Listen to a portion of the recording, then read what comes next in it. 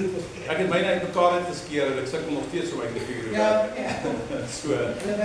Maar dit is nou ongelukkig, weet as jy enige so dokument print, dan hierdie publisher ding is nie 'n maklike ding nie. En ek weet nie, jy was die hele week sukkel met my printer. En my rekenaar het geupdate en van daar af kry ek nie my printer nie gelees nie. Die print ek met die kabel. En nou het hy sy kort end en sy lang end het hy nou omgedraai. So ek het dit nie eens gesien nie. Nou moet ek ook vir julle sê, dit is 11:30 gisteraand of so. Ek was voorberei vir die preek, so ek was 'n bietjie op. Ek het dit nie eens gesien nie. En ek het dit nou letterlik 3:30 gestypel, so ek is vreeslik jammer. Ek sal maar julle moet in elk geval die inligting wat hier by die boekie moet bykom. Op die rekenaar as hy reg is, net die printing wat 'n probleem is. So probeer my maar volg. En daar staan 'n bladsy nommer op, so as jy kan lees. Dit is altyd as jy kan lees, kan jy kook. So as jy kan lees, gaan jy my kan volg. Maar nou ja, so ons sal dit uitgesorteer kry. Ek sal vir julle volgende week 'n regte een gee, so julle in die oorprint wat van is.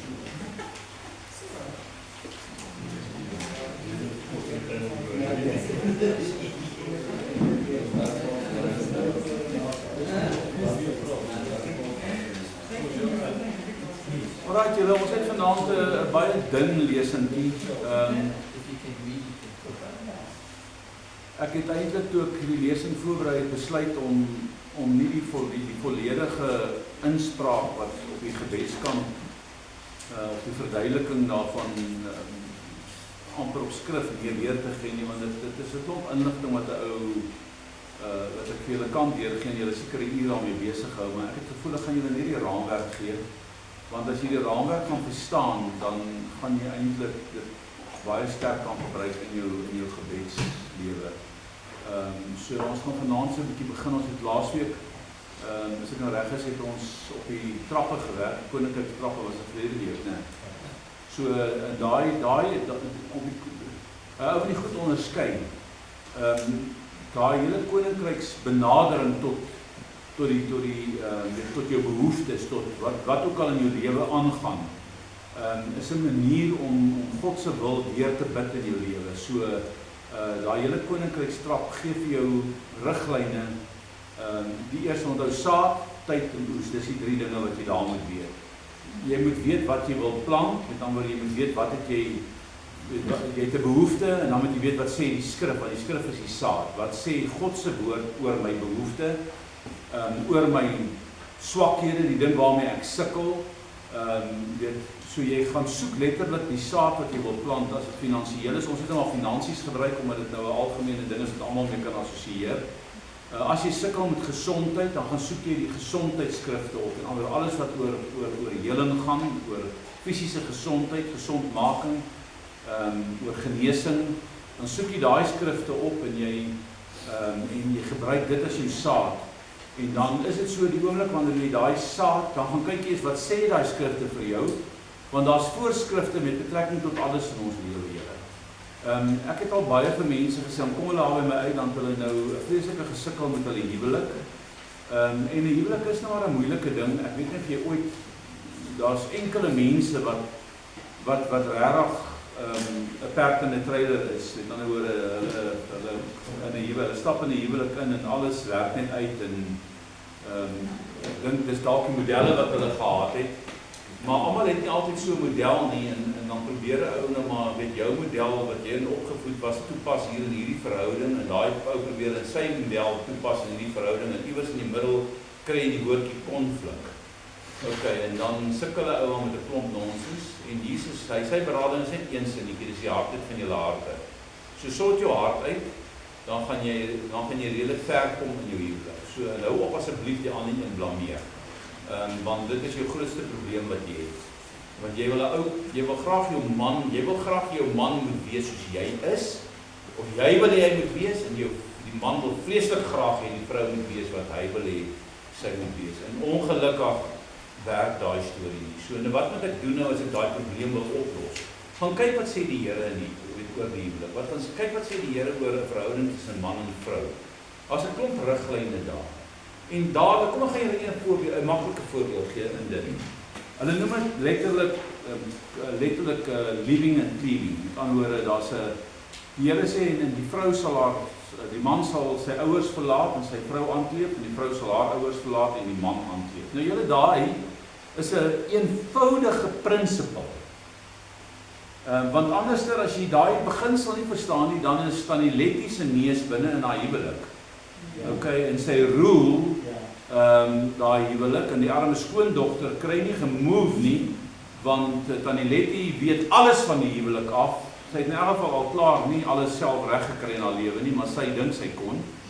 En dan voeder dit eintlik die ander huwelik, die kinders se huwelik op. So oppas, dis eenvoudige goed. So daai gaan weet daar's beginsels in die Bybel wat God vir ons gee rondom al die fasette van ons lewe.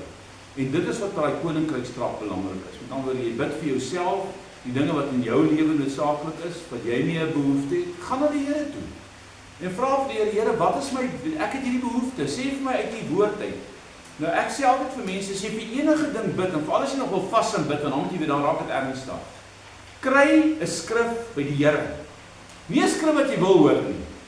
Nie 'n skrif wat jy nou dink, okay, hier is nou die profesie van antwoord nie. Jy kry 'n skrif, jy sal weer daai ding, een of ander tyd, as jy tyd spandeer met die Here, dan daai skrif gaan net na vore kom, dit gaan lyk of hy net so uitstaan uit die Bybel uit, en jy gaan weet dat jy weet, hierdie is die woord wat die Here nou vir my gee. En die oomblik as jy dit kan doen, as jy daai woord het, dan vat jy daai woord en jy gaan kyk, wat is die pros en cons rondom dit, waar moet ek my lewe verander om by dit op te lyn, en dan vat jy daai saad en jy begin dit plant. En hoe plant jy dit? Jy begin oplyn daarmee, en jy sit dit in die grond, en jy begin bid daaroor, en jy begin God vertrou om deur hierdie ding te breek. En julle, ons sien dit. Die dag toe hierdie ou vir my laat weet, hy het homself gelikwideer, wat hy die struktuur moes opgesit het. Hy skryf vir my 'n e-pos, hy het nie so ordentlikheid om dit in my gesig vir my te sê nie, hy skryf vir my 'n e-pos en my sê, hoor jy, dit help nie, jy gaan verder aan, jy kan verder met my aan, ek kan nie by jou uitkom, jy kan nie die struktuur, ek het myself gelikwideer. Nou julle, ek het hom al 6 maande voor dit met hom gepraat, hoekom het hy toe nie al vir my gesê, hoor jy, ek is op pad om te likwideer nie, want dan het ek nie onnodige geld in die ding ingesit daai tyd daar nie, maar hy bly stil. Tot op die dag wat hy sien, hy kan nie nou meer uit hierdie ding uitkom, hy moet nou met die waarheid vir 'n dag kom. En die dag toe hy vir my sê, ek het myself gelikwideer, toe weet ek verloor al die geld. En julle, ek praat van amper R500.000. En hier staan ek met my hande en my hare, hier staan 20 pale regop, en dis al wat hier regop staan. Daar's nog nie eens rafters, dakkap, daar's niks op nie, dis net die pale wat daar staan. En hier sit ek met 'n verlies van oor die R400.000, skielik so, oornag. En ek gaan na die Here toe en ek sê, Here, wat gebeur hier? En die Here gee my 'n skrif. Hy selfe môre. En hy sê vir my, as jy my huis bou, sal ek jou huis bou. As jy my huis bou, sal ek jou huis bou. En ek vat daai skrif en ek stuur dit vir my vrou en ek stuur dit vir my kinders. Ons het so 'n groep, ons noem dit die klomp maplotters. So jy stuur een boodskap en kom dit by al die kom in maplotters uit en dan kan hulle almal reageer daarop en dan hoef ek nie 10 keer te skryf en 10 keer verduidelik. En ek sê vir hulle, dis wat gebeur het, hierdie ou het hom gelikwideer. Ons is nie moeilik, ek het al hierdie geld verloor, ek kan nie voortgaan nie, ons is gestak. Ons staan.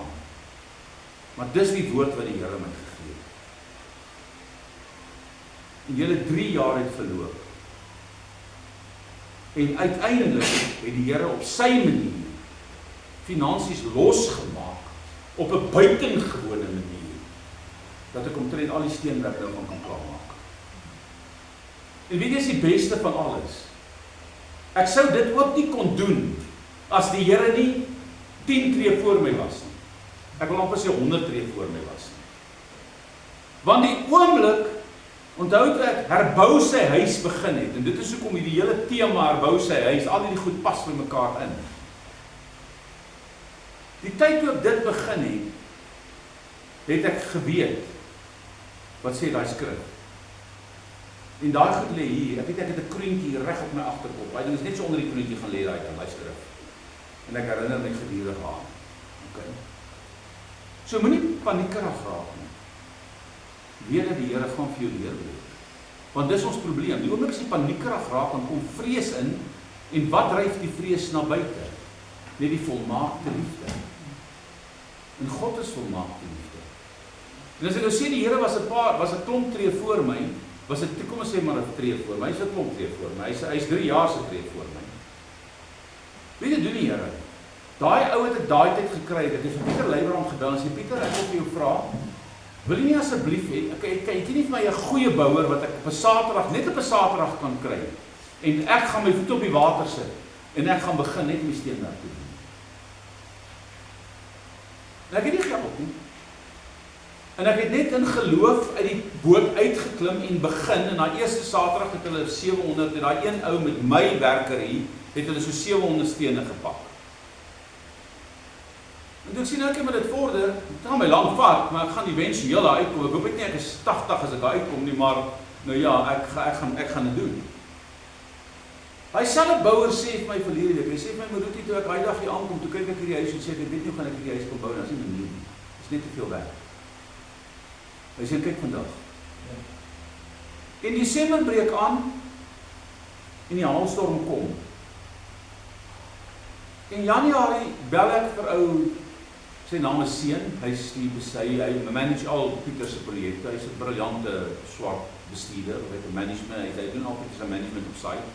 En ek bel hom, ek sê, Sean, jy moet maar weer Saterdag kom. Ek sê, maar het jy nie nog 2 of 3 of 4 briekleiers wat daar rondlê, wat jy weet wat dalk nie nou werk het nie. Hy sê vir nee, dis geen probleem. Hy sê ons wag vir finansies op die projek wat ons nou het. Hy finansies het nog nie losgekom nie. So ons het 'n hele week los.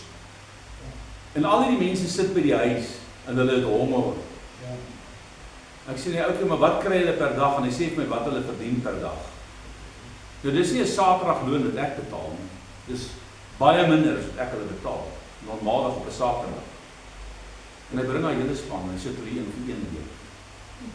En die einde van die week, toe sê ek vir Marie, ek wil nou vir jou vra, weet, wat van nou volgende week, maar dit is die een struktuur gedoen. Toe sê hy, nee Marie, daai mense het nog nie geld losgemaak nie, ons is volgende week nog los. Ok, ek sê, maar prys die Here. Marlon kom by my, hy sê vir my, pa, weet jy wat, jy bou nou teen kast. Hy sê, jy bou nou wat 'n kontrakteur teen kast bou. Ek sê, prys die Here, hy het dit uitgefigure.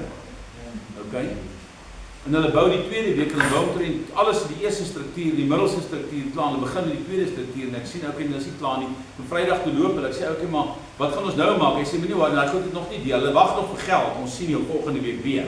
Nou, hy geld gaan hierdie week wat kom, gaan dit nou aan loskom, kan hulle volgende week begin waar hulle moet begin, want dan is hulle klaar by my. Is die Here nie kwaai nie?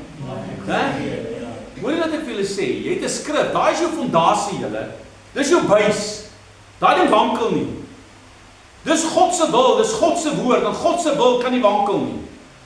Hy het my gesê, 3 jaar terug, hy sal hierdie huis bou. En hy het dit gedoen. So is dit nie wonderlik om te sien hoe die Here net hierdie goed doen nie. So kry jy skrif in jou omstandighede, dis wat ek julle verlede week probeer leer het, en dan vat jy saad, en jy vat tyd, en jy vat oes, daar kom 'n oes in. Glo my, die huis gaan klaarkom, ek weet nie of julle dit glo nie, ek glo dit. Ok? Ek kan sien my dogtertjies het al ingetrek, en my vrou, hulle wil al intrek, hulle is nou al reg om in te trek, en ok, daar is nog 'n bietjie sout, want nou moet water wat in die see moet loop. So nou sal eers weer 'n bietjie intrimtyd, dan moet nog goed gebeur.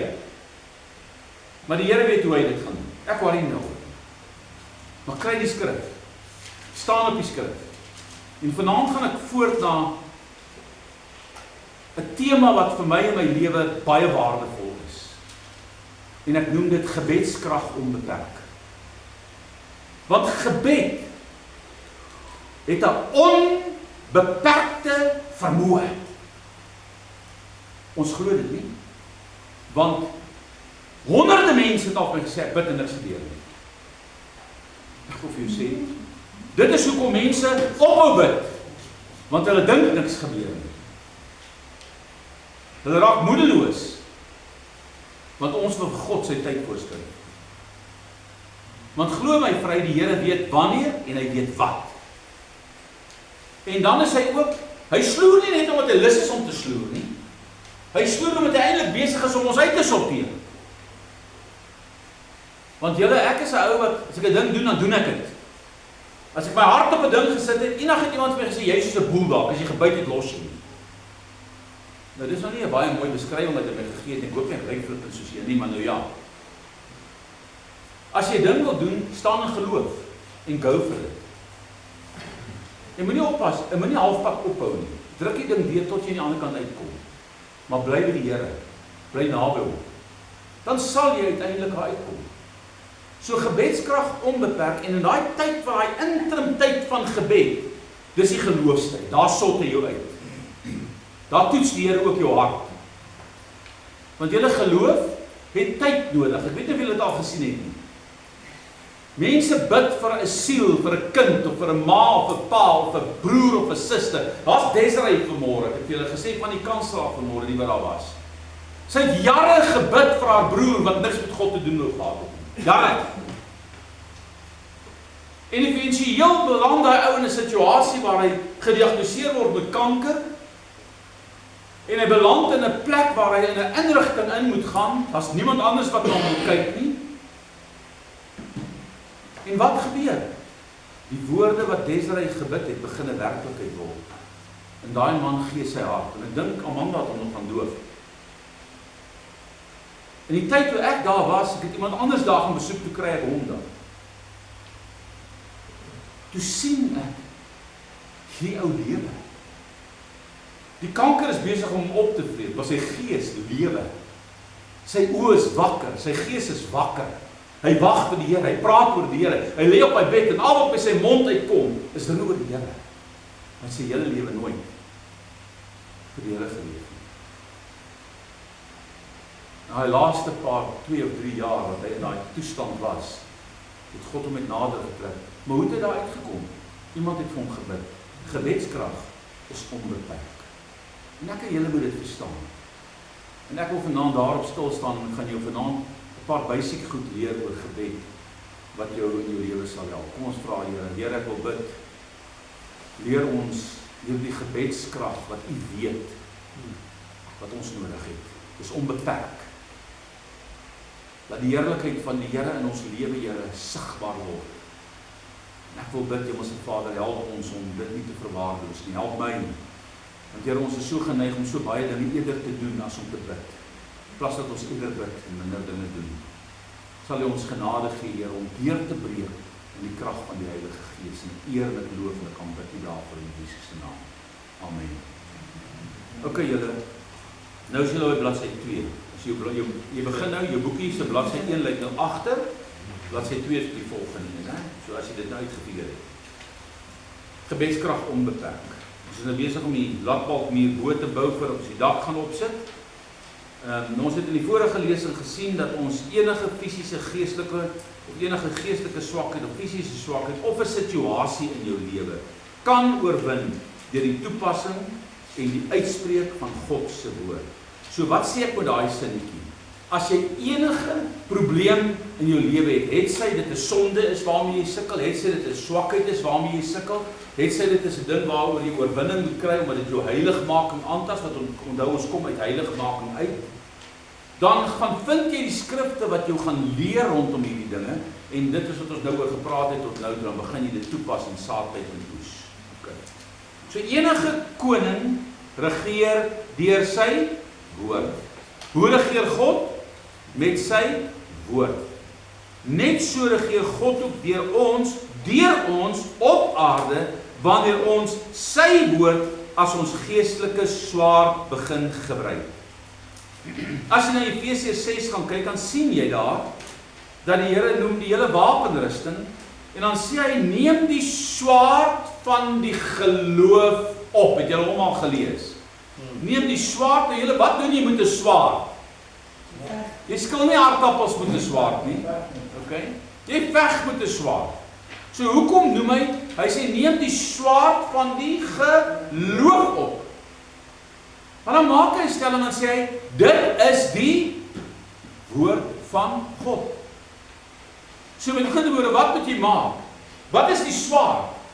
Dis die woord van God, wat jy in geloof vat, en daarmee begin veg. En julle, Jesus demonstreer dit vir ons by die versoeking.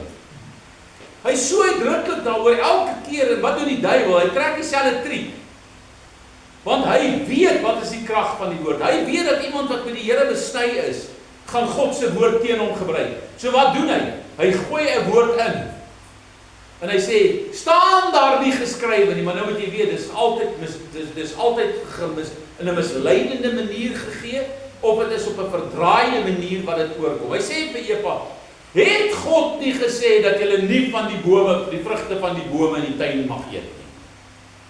Nou julle kan jy hoor, vrugte in die boom mag eet, daai goed staan daar, mag nie eet nie, staan ook daar iewers in daai woord. Maar God het nêrens gesê julle mag nie van die vrugte van die bome eet nie. God het vir haar, hy sê antwoord hom, as hy sê vir hom, nee, maar God het nie dit gesê nie. God het gesê, ons mag van al die vrugte eet, behalwe van die een boom in die middel van die tuin, die boom van die kennis van goed en kwaad. Okay? So daar het hy die sleutel. Nou weet hy, okay, waar moet hy fokus? En hy weet waar moet die verleiding kom. So hy gee die skrif, en hy doen dit met Jesus ook. Staan daar nie geskrywe, sê hy vir die Here, as jy die seun van God is, sê vir hierdie klippe om brode te word. Sê vir hierdie klippe om brode te word. So wat sê hy vir hom? Skep brood. Maak brood. Hy sê vir die skepper van die hemel en die aarde, kon Jesus dit doen? Ja. Yes. Hoekom doen hy dit nie? Hy is al 40 dae honger, en julle ek het 40 dae my lewe gepas, daar is nie 'n bietjie meer saak nie hoor. Dit is, jy loop 'n pad. En jy wil nader die dae begin aftel en nader die einde kom. Maar dis rof. En hier is Jesus in die woestyn, met ons vas en bid in omstandighede waar dit nogal redelik okay is. Okay. Hy is weg, alleen. In die woestyn. En wat se ding is daar nie in die woestyn? Water. Maar die Bybel sê nêrens hy het nie gedrink nie. Maar die Bybel sê van Moses, in die tweede 40 dae wat hy vas en bid, hy het niks geëet of gedrink nie. En dieselfde skrif in daai tyd sê, 'n profeet soos jy is, Moses, sal ek uit jou midde verwerp. So, dis Bybels om 'n aanname te maak. Dat daar was die water. En jy kan nie eintlik langer as 3 dae sonder water gaan nie. So as jy vas en bid, moet jy baie water drink, want jy voel hier na die 10de dag, dan sê jy voel jou rugpyn, dan jy maar weer as jou niere. Jy moet water drink. Okay, en ek weet nie of jy agterkom hoe sleg raak water naderhand nie. Jy kry dit omtrent nie in. Okay. Jy raak nie meer regtig honger. Jou body neem nie so 'n bietjie 'n ander vorm aan, jy raak definitief mader en jy raak definitief swakker en jou gees raak skerper. Okay. So hier kom Jesus en elke keer as die duiwel vir hom sê daar staan geskryf, dan sê Jesus vir hom, maar weet jy daar staan ook geskrywe. Hy counter, die duiwel probeer God se woord counterfeit. Hy probeer hom namaak, naboots. So gebruik die woord en die Here regeer met sy woord.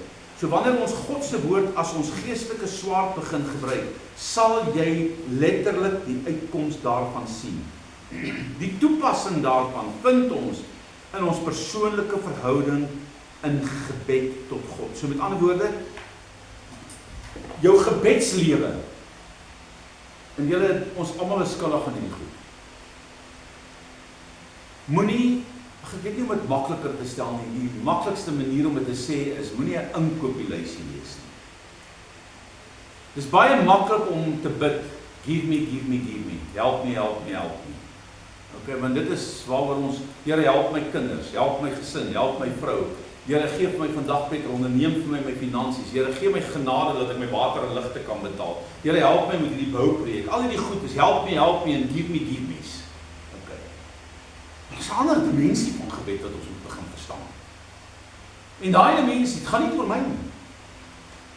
Dit gaan nie oor ek en jy nie. Dit gaan om die koninkryk te bou. So dis 'n dieper diepte.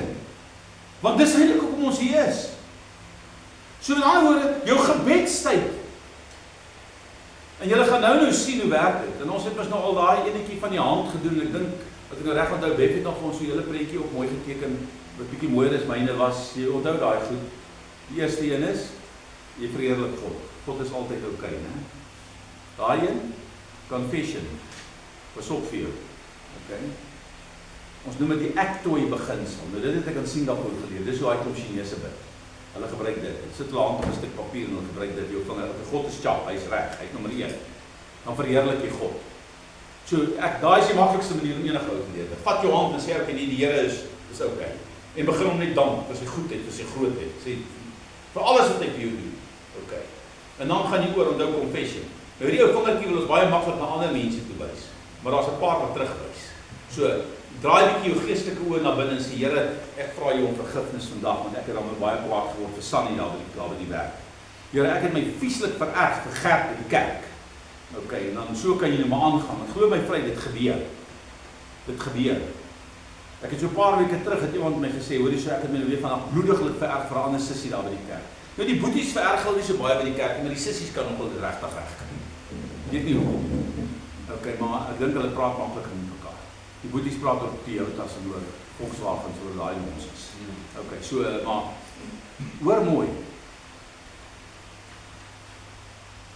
Confession was die Afrikaanse woord vir belydenis. Is 'n kardinale deel. Jy kan nie en dis hoekom die handbeginsel lekker werk, die Actoy beginsel. Jy eer die Here vir sy goedheid. Dan bely jy jou sonde, hoekom want jy kom in God se teenwoordigheid. En ons kan nie met 'n klomp sonde en ongeregtigheid en 'n klomp dinge in my lewe in God se teenwoordigheid inkom. Die selfishness en noem dit wat jy wil. Daar's 'n klomp dinge in ons lewe wat ons lewe regeer. Wat ons voor die Here moet bely.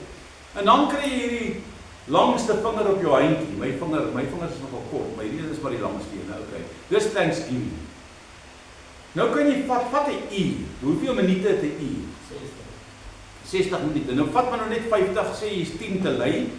Jy vat net 50 minute en jy het 5 vingers om oor te bid. So hoeveel minute gaan jy in elkeen kan spandeer? Want ouens sê ek kan nie 'n uur bid nie. Ek sukkel, ek dink nogal môre net jy net so tot bekering gekom het, was dit een van jou probleme. Ek sukkel om 'n uur te bid. Nou jy hoef nie 'n uur te bid nie. Ek het al baie meer reg gekry deur net in opregtheid tot God te roep in my benoudheid, dan die Here my gehoor. Maar om 'n verhouding met God te loop, spandeer tyd met die Here. So daai is 'n maklike manier, 10 minute om die Here te loop. Nou jy hoef nie jou wekker te stel om dit te doen nie. Jy doen dit net as jy weet is 'n uur omtrent verby.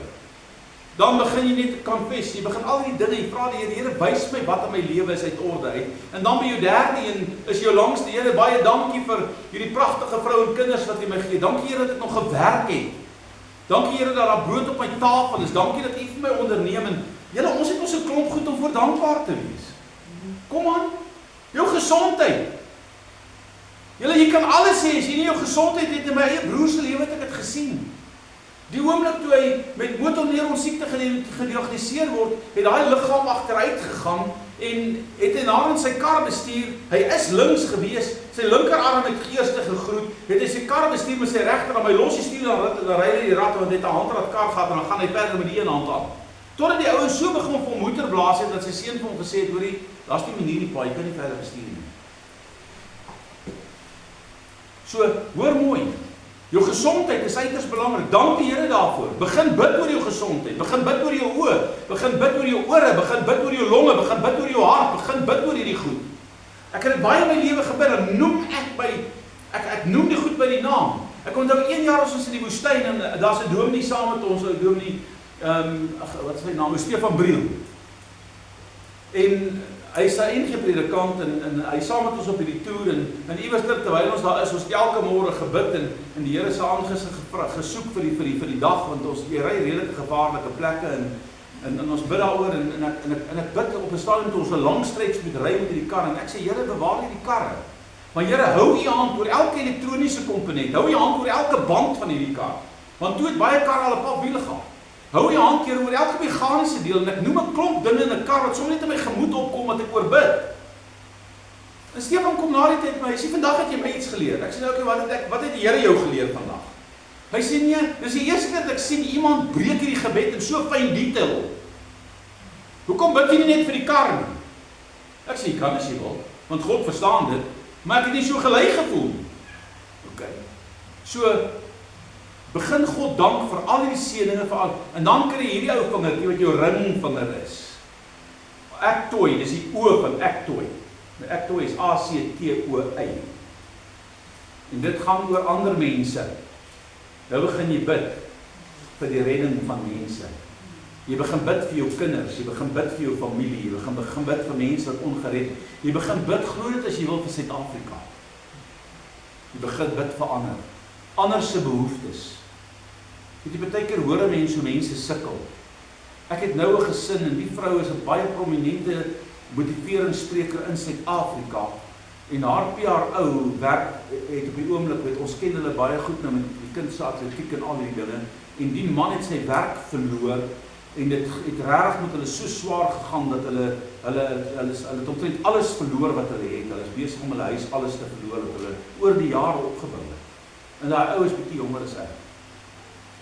So waar begin daai ou? Verstaan jy? Jy kan nie oor begin nie. Jy kan nie, jou jare is verby. En as ek daaroor dink dan voel ek in my hart so jammer aan mense, Here, as ek nie 300.000 rand gehad het, ek 'n agterstallige skuld gaan betaal. Dat hulle net hulle huis kan behou. Want ek sal dit doen. So hoor my mooi kind van die Here, jy begin bid vir ander mense se behoeftes, want God kan 'n probleem oplos. En dan die laaste een is jou ou pinkietjie. En as ek na my hand kyk, wat een is die kleinste? Jou ou pinkietjie, maar waar begin ons? Ons begin sommer by die pinksie, want hoekom ons dink is die grootste. En jou pinkie is die Y van ek toy, en die Y staan vir yourself. Jy bid vir jouself. En wat is hy? Dis die kleinste, dis jou laaste prioriteit, dis jouself. Okay? Nie aan, so, en al die ander belange, nou kom jy daarom by jouself, ag Here, help my. Gee my genade, help my by die werk, gee my krag met hierdie mense, help my met wat ek ook al nodig het. En jy begin bid vir jouself, en jy moet vir jouself bid. Okay. So, dis daai manier. Maar krag, gebed en krag. En daai is net 'n maklike manier. Vandag gaan ek jou gisterse manier leer. Hoe om daai totale onderwerp wat Jesus sy disippels leer, ons noem dit die Onse Vader gebed, te implementeer. As jy dit kan snap, is dit baie maklik. Die ektoe beginsel is net maklik met jou het jou hand voor jou. Maar dit is dieselfde goed met die orde verskil so met. So ons gaan 'n bietjie daaroor praat. Okay. So God het deur die profeet Jesaja gesê dat ons hom gedurig moet herinner aan sy beloftes en dat ons nie moet rus nie. Wat beteken die woord jy moenie rus nie? Moenie slap lê nie. Herinner my aan my beloftes en moenie rus nie. Okay? Nou is ons 'n bietjie laks om te bid, so wat doen ons? Ons herinner God nie aan sy beloftes nie. Dan wonder ons hoekom gebeur goed nie. Want hoe aktiveer jy geloof? Deur dit te spreek, want geloof kom deur die gehoor en julle. Baie mense sê, weet jy, ek kan nou nie hardop bid nie. Ag, jy hoef nou nie hardop uit te skreeu nie, maar bid dat jy jouself kan hoor. Hoekom? Daar's 'n doel. Geloof kom deur die gehoor en gehoor deur die woord van God. As jy sag bid, dwaal jou gedagtes. Dis hoekom hy klomp Jode staan voor hy klaagmuur en hy staan daar met 'n briefie in sy hand en al wat jy sien is hy wieg heen en weer voor en weet jy, hulle doen dit ook met 'n doel dat die bloedstroei kan regkry en nie in die slaap raak terwyl hy daar staan nie. Maar ek het al in my lewe gesien, die oomblik wanneer die gees begin oorneem, is asof hy jou liggaamse bewegings, jy verloor al een of ander iets rondom dit en jy begin net in die gees inkom. Ek onthou ek is saam met 'n ou swart pastoor gebid, sy naam was Benson. En dan soos 'n klomp 20 pastore bymekaar en hulle was almal in Soshanguve en hy het sendingwerk gedoen in Mosambiek. En dan kom 'n Benson, hy's 'n ou pastoor gewees, en gelê in die middel van hy vertrek op sy maag. En dan begin hy bid. En dan hoor jy nou praat hy Sotho. En dan hoor jy nou praat hy in 'n taal. Dan hoor jy gaan hy van die taal af terug na sy eie taal toe. En dan hoor jy hoe vloei van sy eie taal af oornag. Jy hoor dadelik as hy 'n ander taal begin praat. In 'n geestelike taal. Jy kan by William ook hoor. As William saam met jou bid, ek het donderdag saam met hom gebid vir 'n uur. Jy hoor oomblik as hy oorgaan, dan hoor jy dit. Dan lê ou Benson op sy maag daar en dan kom die gees van die Here op hom. En as die gees van die Here op hom is, dan lê hy letterlik met sy hand so op sy kop en begin hy bid dat hy niks hoor, hy druk sy ore toe. Dan begin hy bid en hy wieg letterlik so vorentoe heen en weer en dan begin dan maak hy so.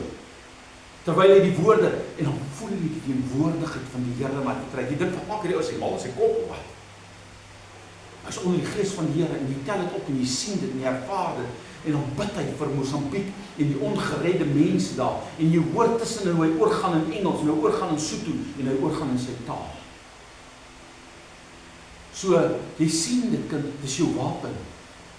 So spandeer tyd daarin. Herinner God aan sy beloftes. Hoor wat skryf Ian Bounds. Ian Bounds, as ek het reg kan onthou, hy is 'n Rooms-Katoliek gewees. Julle het 'n kragtige, uit 'n dief gehad rondom gebed. Hoor wat skryf hy hierso. En hy praat dit uit sy persoonlike ondervinding en hy begin sy hele boek wat gaan oor gebed. Die boek se naam is The Power of Prayer. Begin hy met hierdie aanhaling van hierdie Saint Christendom, wat ek sy naam ook al is. Hoor wat sê hierdie ou. En ek het dit vertaal in Engels, in Afrikaans. Hy sê, in die verlede al, en ek het dit probeer om so naas moontlik aan die Engels te hou, dat dit presies sê wat die Engels sê. In die verlede al, het die krag van gebed, die krag van vuur getem. Is dit so of is dit nie so nie? Waar het ons dit gesien? Ok, kom aan.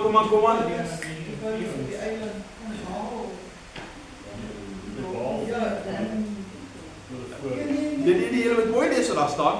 In die verlede al, het God die krag van vuur getem. Toe Sadrag, Mesach en Abednego. Jy het die 3 name, mooi. Sadrag, Mesach en Abednego. En weet jy wat is interessant, né? Nee, nou, jy sien nou dwaal ek nou weer af. Ek het altyd gewonder, waar was Daniël?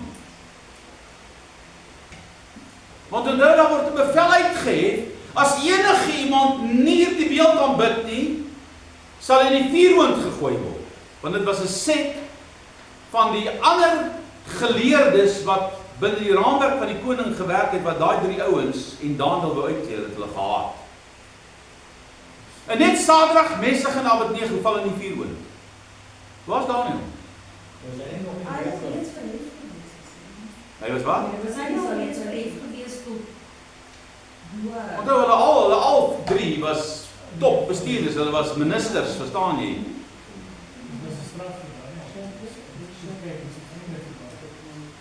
Onthou, aan die einde sien jy Daniël in die leeukuil, onder Darius. Daar is die ander 3 nie daar. Maar hierdie spesifieke tyd, want as 'n bevel uitgevaardig wat sê, as enige een nie sy knie buig, as die trompette en dan noem hy al daardie instrumente wat hulle aan noem, speel, moet jy neerval en die koning eer. Dan moet jy die beeld wat hy gemaak het aanbid. En daai 3 ouens sak nie. En hulle gryp hulle. Waar is Daniël? Kom ek help julle? Ja, heeltemal reg. Hy was binne in die paleis. Daar's 'n skrif wat dit sê. So met ander woorde, hy was baie meer geïsoleer van die oë. En hy moes kennis gedra het van wanneer hierdie trompette die goed gaan speel. So hy kon hom tot 'n groot mate in sy binnekamer gaan buig het voor die Here, in teenstelling met dit wat daar gebeur het, wat 'n groot is wat hy gedoen het. Okay. So dis baie interessant, want iemand kan jou daar vra, maar hoekom het Daniël nie die vuurhoond beland? Maar hier Sadrag, Mesach, en wat doen die Here? Hy tem vuur. Hy tem die krag van vuur. Kom ons kyk wat die volgende een. Dit het die bekke van leeu's gesluit. Waar dit gebeur? Okay, daai net julle, hy's nou maklik. Daniël die leeukuil. Dit het die stem van oproere stil gemaak. Okay, daai weet ons nie. Waar? In Paulus, daar wil hom in die binnehof in 'n plek moet draas. Baie plekke wat ons kan aan, maar ons weet nie spesifiek na watter een hy verwys nie. Okay? Dit het die krag van die natuur tot bedaring gebring. Maak die storm stil. Okay? Dit het demone uitgedryf. Binne in die sinagoge en oral waar Jesus het gedoen, daar by die man van wat met die koperketting gebind is, die besetene van Gadara en alle ander gevalle.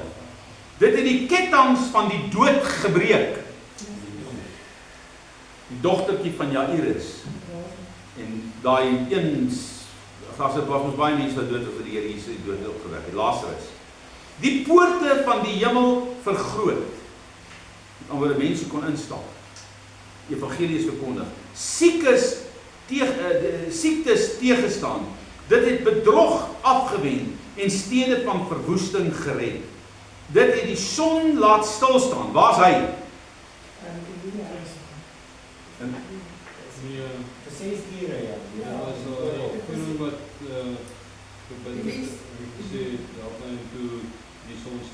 Wie was dit? Waar is dit? Elijah. Oké, nee, maar julle gaan hom 'n bietjie help, ek sien julle het nie stadig. Dis Joshua. In daai oorlog. En die dag haal hom in. En hy roep die Here. Nou julle, dit is hoekom maar 'n skrikkeljaar is. Julle dit geweet. Oké, nou leer ek julle iets. Die son gaan staan. Nou julle, die son kom as jy stil, want tyd word deur die son bepaal. Oké. Nou julle hoef nie vir daai te betaal nie, dis gratis hoor. Maar dis interessant. So, hy roep die son, en wat doen God? Die son bly op sy plek. Hy raak daai dag, dat Joshua daai oorlog gaan doen. Julle, hy is amazing. Daar's 'n skrif iewers in die Bybel, hy sê, as jy vir die son kan sê, om nie op sy tyd op te gaan en onder te gaan nie. Hy sê, jy kan dit nie doen nie. Net so sal God nie sy belofte teen jou nie nakom nie. So seker soos dat die son sal opkom, so sal God sy belofte aan jou nakom. Dis net wat hy sê. Gebed is 'n alles doeltreffende wapenrusting. 'n Skat wat onverswak gebly het, 'n myn wat nooit uitgeput kan word nie. Ja, 'n hemelruim wat nooit deur onweer donker word nie. Dit is die wortel, die fontein, ja die moeder van duisende seëninge. Julle, as jy iets van gebed wil weet, lees daai paragraaf. Want dit is die onbeperkte krag van gebed en dit is dwars deur die Bybel word dit bevestig. Ons probleem is, ons bid nie reg, ons bid nie effektief nie en ons bid nie genoeg nie. Ons spandeer die tyd, ons doen te veel goed op ons eie krag, terwyl ons eintlik vir die Here moet sê. Kom ek gaan julle 'n goeie voorbeeld gee binne die bedieningsaspek van die Nuwe Testamentiese kerk.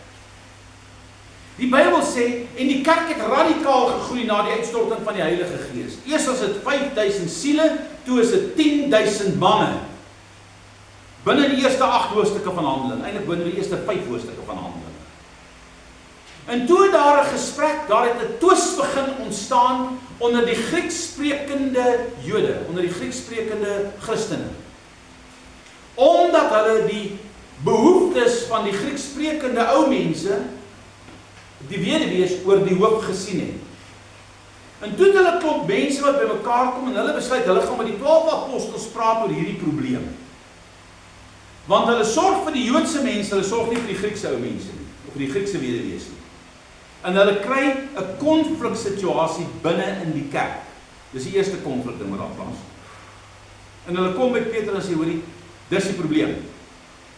Dan maak hy sê, en Petrus en die ander apostels het bymekaar gekom en hierdie saak bespreek. Wat was die uitkoms van daai versoek? 7 diakens word aangestel, dan sê hulle oor hierdie nodige saak. Sodat nie die saak nie nodig geag nie. Maar dan maak hy 'n kort inset daar, eintlik 'n agtervoegsel by daai paragraaf, by daai vers. Wat sê hy daar? En hulle 7 diakens, hy sê kyk uit vir 7 manne onder julle, vol van die Heilige Gees, wat ons oor hierdie nodige saak kan aanstel. So hoe die eerste diakens gelyk, vol van die Heilige Gees. En dan gee hulle een raai, wie was een van hulle? Ou Filippus wat Samaria omkeer. Filippus wat ons laasweek oor gepraat het, wat getranslokeer het, van een plek op 'n ander plek gevind was. OK? Hulle stel 7 ouens aan, en dan sê hy daar, maar ons apostels, wat sal ons doen? Ons sal bid en die woord bedien. So wat was die calling op die apostels se lewe? Bid en die woord bedien. Kom ek gee jou een raai, wat word binne 'n kerk vir die senior pastoor die grootste uitdaging? Konflik tussen die mense. Management en konflik tussen mense. Jy word naderhand vasgevang binne die bestuur, want jy moet die ding bestuur. Jy moet dit doen. Want daar's klomp goed in 'n gemeente wat jy moet, by mense besef dit nie, maar soos 'n besigheid. Daar's finansiële bestuur. Daar's personeelbestuur. Daar's al jou kliënte bestuur, as ek dit nou so kan noem. En al daai goed moet uitgesorteer word. Ek het nou vandag toe ek uit die kerk uitry, toe kry ek 'n gemeentelid wat sy lewe uitmekaar uitval. Nie by die kerk nie. Ek kry die persoon buite die kerk. Maar die Here gee dat ek die persoon raakloop. Want as chaos in haar lewe. Hy sê vir my is die laaste ou wat hy gehoop het om te sien. Ek sê hoorie, so jy wou my nou nie graag gesien het vandag nie, né? Sy sê ja, ek het nogal gekom dat ek dink dit almal uit die kerk het. Ek sê nee, maar ek is lankal uit die kerk het, maar ek het eers hoofkantoor toe gery want daar was 'n ander saak waar iemand gedoop daarbo en ek moes die kind daarbo gaan haal en die Here het dit so beskik. Dat ek jou nou hier op die hoek kry. Want ek moet met jou praat, met jou hart uitsorteer. Dadelik sien trane. So kan jy sien, daar's altyd goed om te doen in die calling. En omdat hierdie liggaam wat hier sit, het vingers en ore en oë en 'n mond en alles. Maar kom ons wees eerlik. As jy dit nie gaan bestuur nie, wie gaan al die werk doen? Die pastoor en sy vrou. OK? Dis ongelukkig so. Want almal is ons besig. Dis net die pastoor en sy vrou wat nie besig is nie. En julle, dit is hoekom. Dis ons van die begin af vir die ouens leer. Hoor hierso, bring goed saam, raak 'n deel, doen iets.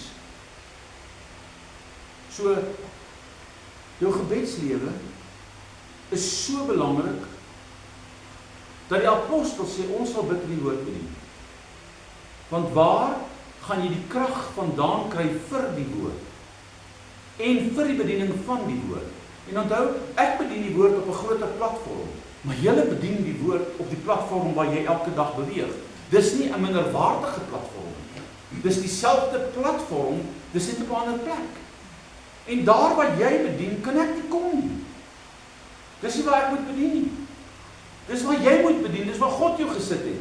Jy werk waar jy werk, omdat jy daar moet werk, want God het iemand daar wat hy wil bereik, wat jy moet bereik.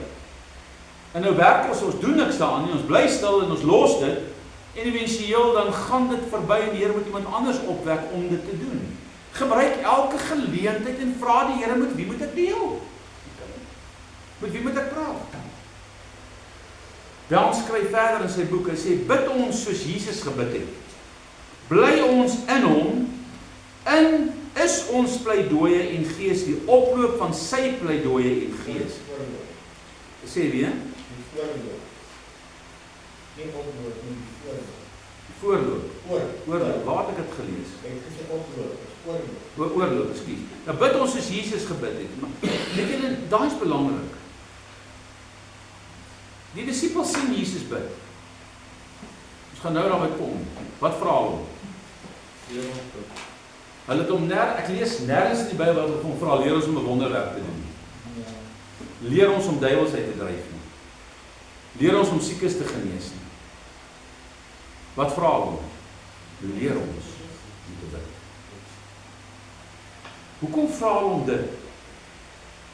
Want die Bybel is uitdruklik in die evangelieboeke dat Jesus het hom onttrek en na 'n eensame plek gegaan en alleen tyd met sy hemelse Vader gehad. Jy kry dit talle som in die Bybel, sien jy dit?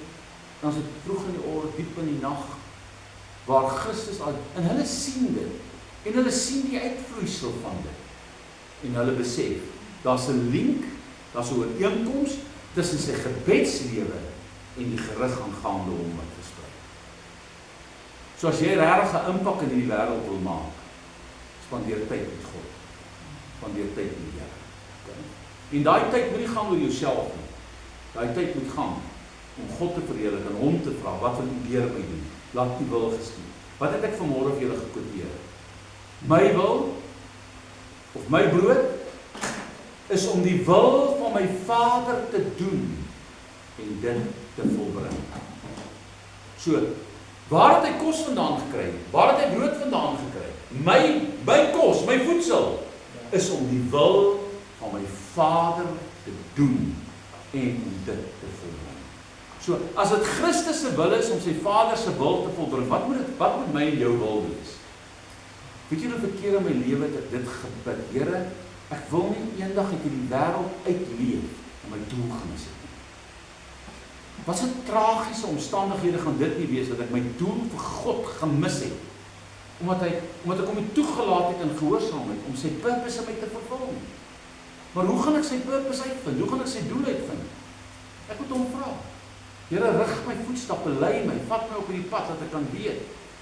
Hierdie vraag moet as gepas en hoogs relevant beskou word in die tyd waarin ons vandag lewe. Ons het alle rede om te vrees dat ons al hoe meer dinge doen, dinge anders as bid. Nou julle wees eerlik, is ons nie so besig met so baie dinge nie. En wat lei skade? Ons gebedslewe. Hierdie geslag hierdie stelling wil ek amper nie eens hardop sê nie, want dit wat my skaam kry. Dan sê hierdie geslag is nie 'n biddende geslag nie. En hy het dit geskryf wanneer al. Dit is 'n geslag van baie aktiwiteite, van groot bewegings, een waarin die tendens voorkom waar die belangstelling meer op die materiële en sienlike gerig is en die onsienlike en geestelike agterweë en verwaarloos gelaat word. Gebed is die grootste van alle kragte, omdat dit God verheerlik en hom laat reageer om ons in alles by te staan. Julle, wat is gebed? Gebed, as ek dit vir jou kan opsom in een sin, is om vir jou en my om betrokke te raak op die agenda vir God vir nou. So gebed is nie net, gaan nie net oor my behoeftes nie. Gebed is nie om God by my betrokke te maak nie. Gebed is, ek moet by God betrokke raak. Dit is gebed. Dit verander die perspektief. So met ander woorde, ek bid nie dat die Here by my lewe, in my lewe betrok, en dis wat ons doen julle, Here doen dit, kom help my, kom wees hier, kom hier naby my. Nee, moenie bid dat jy God by jou betrokke raak. Here, ek kom vanaand na u toe en ek bid, ek wil by u betrokke raak. Here, wat is u plan vir ons gemeente? Wat is u plan vir my huisgesin? Wat is u plan vir my hier by hierdie werk wat ek nie baie voor lief is nie? Wat is u plan hier met die baas wat my so baie moeilikheid gee? Wat, Here, is u plan?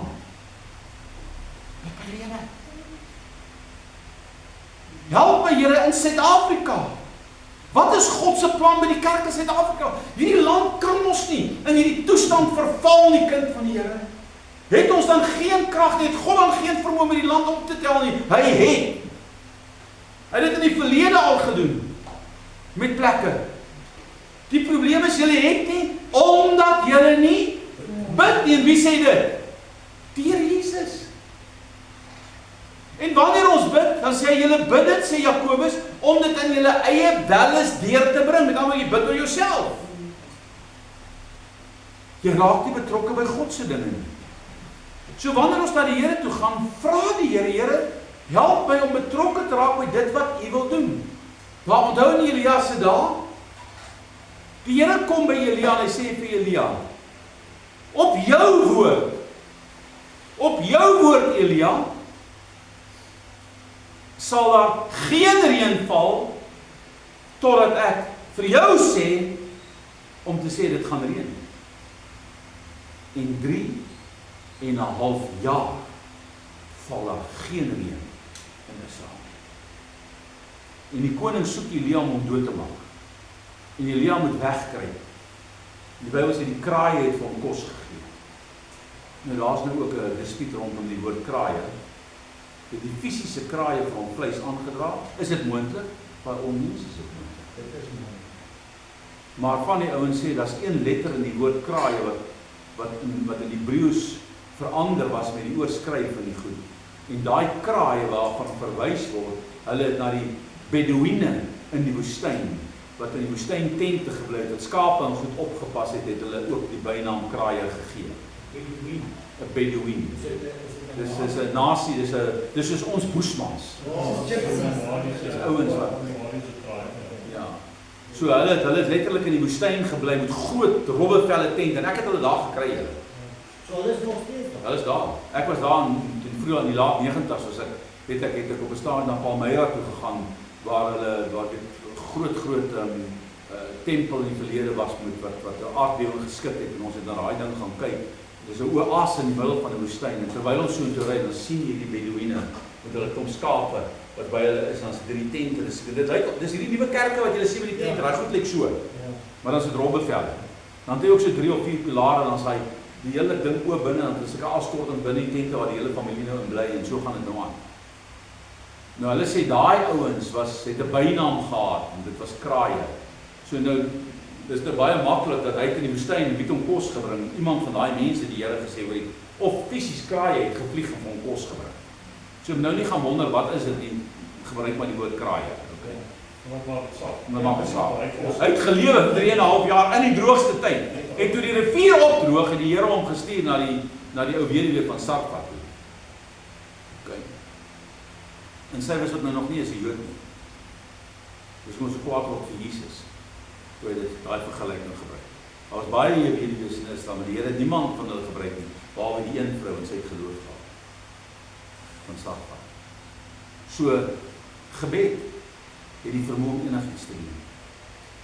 En die dag toe die Here vir hom sê, gaan vertoon jou aan Agab, want ek wil reën gee. Toe sê Elia, Here, jy vra nou 'n tolorder, hierdie ou soek my al vir 3 jaar, ek gaan my doodmaak as hy my sien. Maar wat doen hy? Hy vertrou die Here met sy lewe. En hy gaan. En hulle kry hom, en hulle gaan haal vir Agab, en hulle sê, ons het Elia gekry. En hier kom Elia, hy spring op sy wa, en hy op sy perd, en hy jaag, hy gaan nou, en toe hom sien, wat sê hy vir hom? Jou beroerde van Israel. Ek soek jy al 3 jaar, waar kom jy nou vandaan? En die Here sê vir hom, sê vir Agab, hy moet homself gereed kry, ek ontmoet julle op Karmel, saam met al die Baal-profete, want vandag gaan God homself aan Israel verheerlik. Julle, wat 'n geloof. Wat 'n geloof. 3 jaar nie reën nie. Hier sê op die berg, en julle ken die verhaal, waar hy klomp Baal-profete dans, en hulle stik en sny, so klomp maalmense, niks gebeur die hele dag, en hy spot met hulle, roep 'n bietjie harder, hy slaap seker 'n bietjie, roep 'n bietjie harder, hy het 'n bietjie gaan vakansie hou, roep 'n bietjie harder, ja, en hy gaan aan met, en toe die tyd aanbreek, vir die aandoffer, die pak hy in 'n nuwe altaar, en hy groue sloot reg om my altaar, en hy sit hout boop, en hy sit die bees boop, en hy gooi dit nat, 3 keer, van bo tot onder, benat hy alles, om elke potentiële gedagte weg te vat, dat daar een of ander triek aan verbonde is. En hy gaan staan aan een kant en hy steek sy hande op en hy sê, Vader, vir jou die self, dat die God, wat God is met vuur antwoord in die volgende oomblik, slaan die blits. Die Bybel sê, dit verteer die hout en die offer en die kippe. So kragtig as God se vuur. En die volk sien dat die Here van Elia is die God nie. En al 800 Baal-profete word doodgemaak, of 400, hoeveel van hulle ook al daar was. Hoe? Door die krag van gebed. Het dit al begin reën? Nee. Hy het gesê, ek gaan reën gee. Wat doen Elia? Hy gaan sit op 'n plek wat hy oor die see kan kyk. Want hy het geweet waarvan die wolke opsteek om reën te bring. En hy sê vir sy diensknegt, gaan kyk. En die Bybel sê in sy kop, tussen sy knie gedruk. Dis 'n interessante stelling. Hy neem die posisie in van 'n barensnoodvrou wat geboorte moes gee. Hy druk sy kop tussen sy knie en hy bid. Ek glo nie was 'n uitgerekte gebed nie. Dit was net 'n kragtige gebed.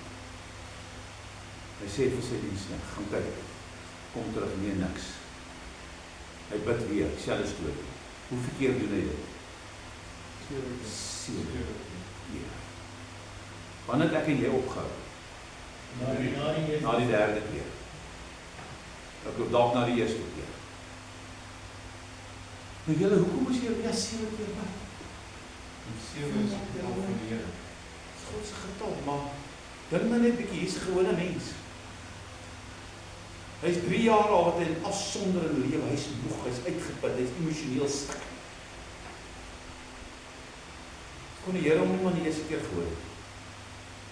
En God weet wat hy doen.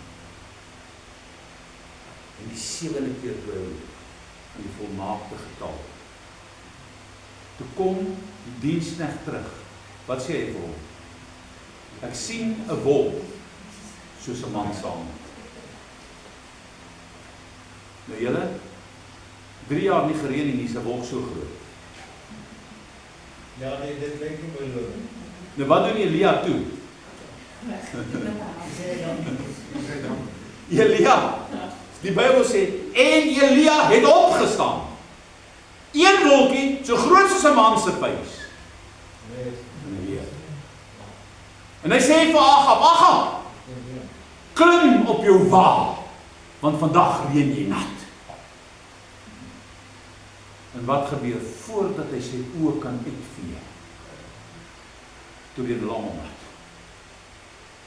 En hulle hardloop voor die wa uit. En hulle begin God dank en God loof vir die wonderwerk in Israel. Maar hoe het die wonderwerk gebeur? Wat is die oorsprong? As ek hierdie goed hoor, raak ek net bewus van my eie onvermoë. Weet jy, God soek nie 100 mense nie. Hy soek 'n Elia. Hy soek een mens wat bereid is om hom te vertrou. Was 'n plek wat hy sê, en God se oor die aarde soek en het niemand gevind wat regverdig was, wat sy aangesig soek, daar in die boek van Jesaja. Niemand wat met hom besny is. Hoekom? Want ons eie dinge oorheers ons lewe. God soek iemand wat sal opstaan. Hierdie geslag is nie 'n biddende geslag nie. Daar is geen plaasvervanger. Weet jy, daar's geen mededinger. Hoor hy sê, kyk hierdie ou se woord nie. Daar's geen plaasvervanger. Daar's ook geen mededinger vir gebed. Niks kan gebed vervang nie en niks kan kompeteer met gebed nie. Dit staan alleen as die groot geestelike krag. Julle, ons het al 'n paar keer sleutels wat wegraak. En weet jy wat ons geleer? As dit gebeur, dan bid jy daaroor. En elke keer dan kry ek dit terug. Al het die hond dit gevat en dit in die tuin gaan gooi, ek kry dit terug. Dan spaar die Here my R6.500 om sy bens. Verlede week soek ek 'n sleutel weg. Ek het hom iewers op my kar aan die buitekant op die daar by die wiper daar te kom neergesit op hy swart riffietjie dingetjie, daai ventilator. Ek het hom daar neergesit en ek het vir myself gesê, ek gaan net gou iets buite doen, dan gaan ek hom optel daar en dan gaan ek hom binne. En ek weet nie waar ek hy sleutel neergesit nie en ek ry met daai sleutel die hele dag kerk toe en ek ry met hom, ek gaan haal die kinders by die skool en ek kry die grootste hailstorm op pad soontoe na die skool toe, die grootste reënstorm, min weet ek, my sleutel en sy remote en alles lê daarvoor op die kar buitekant en ek draai en ek hoor gits en ek draai weer en ek hoor gits. Ek dink wat 'n keer hierdie ou Datsun bakkie nou, ek bedoel die Datsun kar, hy word soos 'n bakkie gebruik. Maar ek kan nie agterkom wat dit is nie. En ek soek die sleutel. En ek kom by naderhand by die huis en ek sê, Here, ons het dit al voorheen gedoen, ek doen dit nou weer, wys my waar is die sleutel. Dat ek hom kan kry. Want daar's al die hekke se remote staan, daar's 'n klomp goed van die kerk daar, al die pompe se sleutels staan, dis die sleutel wat Martin altyd gebruik as hy hier kom werk om alles te kan oopmaak en kan toemaak. Die kar staan nie buite. Maar nu kom hy aangeloop, ek laat weet, hulle sê, hoor jy, wie van julle die sleutels gevat? Want ek kry hom nêrens en dit moet julle wees. Sê ons wil nie gevat nie. Ek sê julle seker, nie ons het hom nie gevat nie. Ek sê ek dink julle het gedroom. Want ek het hom nie gehad. Hy loop om my kar. Hy sê pa, maar hierdie sleutels van die buitekant op die kar. Ek tel hom op, ek tel hom so op die waterdrip so uit, net na die reën by. Hy wou nog die hek oppak, hy sê kom ons kyk of die remote werk. Hy sê nee, dit kom nie nou druk, want nou breek ons die remote. Ek vaar die remote, ek maak hom droog, ek sit 'n nuwe battery in my werk nog steeds.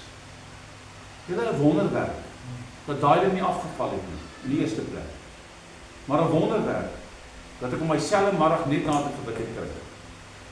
Gebed het krag. Dis nou ouens wat sê dit was nou toevallig. Okay, nee, is nie toevallig nie. Dis God se genade. Dis gebed wat krag het. Daar's geen plaas van hom, geen mededeling. Dis die grootste geestelike krag, die krag wat altyd byderhand is en op die versoek wil reageer van die wat hulle daarop beroep het. Dit mag in geen geslag agterweeg gelaat word nie, ook kan dit nie opgeskort word of as enige groot beweging bevorder wil word nie. Jy kan dit nie opskort, jy kan dit nie nalaat nie. Inteendeel, dit moet ononderbroke en in besonder altyd oral en vir altyd en vir alles daar wees. Baie mense glo in die werksaamhede van gebed. Tog is dit so dat nie baie mense dit nie. As jy vir ou sê glo jy in gebed, dan sê ja. Dan sê bid jy? Dan sê nee. Okay. Almal glo daaraan, maar niemand doen dit nie. En ek praat nie van 'n bisie bama gebed nie. Ek praat van gebed, regtig tyd met God. Bid. Hierdie volgende stelling is so waar. Bid is die maklikste tot 'n uitweg. Tog is dit die swaarste iets om te doen. Hoekom? Wie van julle het al agterkom dis nogal swaar om te doen? Wat nou die duiwel sê ons. Is dit die duiwel op onsself? Ons gee nou weer die duiwel die skuld vir ons eie swakheid. Okay, maar is streng gesproke is dit hy wat jy wil weerhou. Maar dink 'n bietjie daaraan. Die Bybel sê die gees begeer teen vlees en die vlees teenoor die gees, sodat hulle nie aan dieselfde kant kon staan nie. Elke keer gebed is 'n geestelike saak. So wat staan jou teen? Die duiwel of jou vlees? Jy sal besluit om te bid. Dan gaan jy eens gou kyk net met 'n WhatsApp ingekom, net gou kyk wie is. En as jy hom oopmaak, as daar 10 ander WhatsApps, dan maak jy eens gou al daai WhatsApp oop, want jy klaar 10 minute verloor. En dan lei jy. En dan klop jy nou by die deur. En as jy gaan bid, vat hierdie ding en sit hom af. Moenie hom op vibrate sit nie, want jy hoor hom as hy vibrate. Ek was nou nog by 'n skool praatjie waar die hoof 'n interessante stelling gemaak het oor die matrieks. Toe sê die matrieks moet, wanneer hulle leer, moet hulle selfone totaal afsit. Hulle moet hom wegsit eenkant, dat hy nie naby hulle lê. Ja. Want as daai selfoon net sy liggie flits, dan tel jy dit op. Dan vat dit jou 29 minute om terug op dieselfde konsentrasievlak te kom waar jy was. Ja. Dis statistieke. Nou bid jy. Ja, dan dink jy, ag, hier, dalk is dit Petrus wat my bel hier die hemel. Kom ek gou kyk. Hy gaan jou nie bel. Nee, sê die duiwel op jou, dis Johannes man. Opbereiding. Kyk wie dit is. Dalk een van hulle. Jakobus wil dalk 'n bietjie met jou praat. Nee, glo my vry. Ja, nee. Dis te maklik. Van MBD-teries. Dan begin jy wonder. Dan as jy gedagte wegvlieg, dan wil jy dit behalwe van dit. Ja, waar het jy dit droog gemaak? Of jou TV license is nie betaal nie. Wie kom sit daai aan my nou nie? Ja. In ons geval sien die naam, ag, Ja. alweer daai een. Wat is nou weer die probleem? Nee, is dit reg so. Maar dis hoe dit werk. Okay. Hoeveel geld soek daai nou weer? Dan Is dit nie hoekom Elia toe hy gebid het in daai fetusposisie was? Want hy het nie gekyk nie. Hy het nie die horison dopgehou en gekyk, hy bid tot die wolk verskyn. Hy het elke keer die slaap gestuur. Hy het nie self opgestaan met onderbreek. Dit is presies waar die selfoon nou die ding inkom, ek bedoel dit, daai flikkering of daai vibrasie wat ook al, dit lei jou aan. Dit is verseker so. Dit keer, kom ek gaan vir jou 'n geheim vertel. My beste gebedstyd is 2 uur in die môre. Want dan is daar niemand wat my pla nie. Daar's nie allerlei karre nie, daar's nie 'n telefoon wat deurkom nie. Ja, ek weet nie, daar kom goed tyd weer, maar ek sit die foon af. Dis jou beste tyd wanneer dit stil is. Maar die oomblik wanneer jy bid, ek weet nie of jy agtergekom het nie, dan is die meeste krake in daai dak. En die yskas gaan die snaakste geluide maak. En jy gaan goed hoor buite wat jy nooit hoor nie. Hoekom? Want jou sintuiglike waarneming word misbruik deur die vyand om jou gedagtes van God af te lei.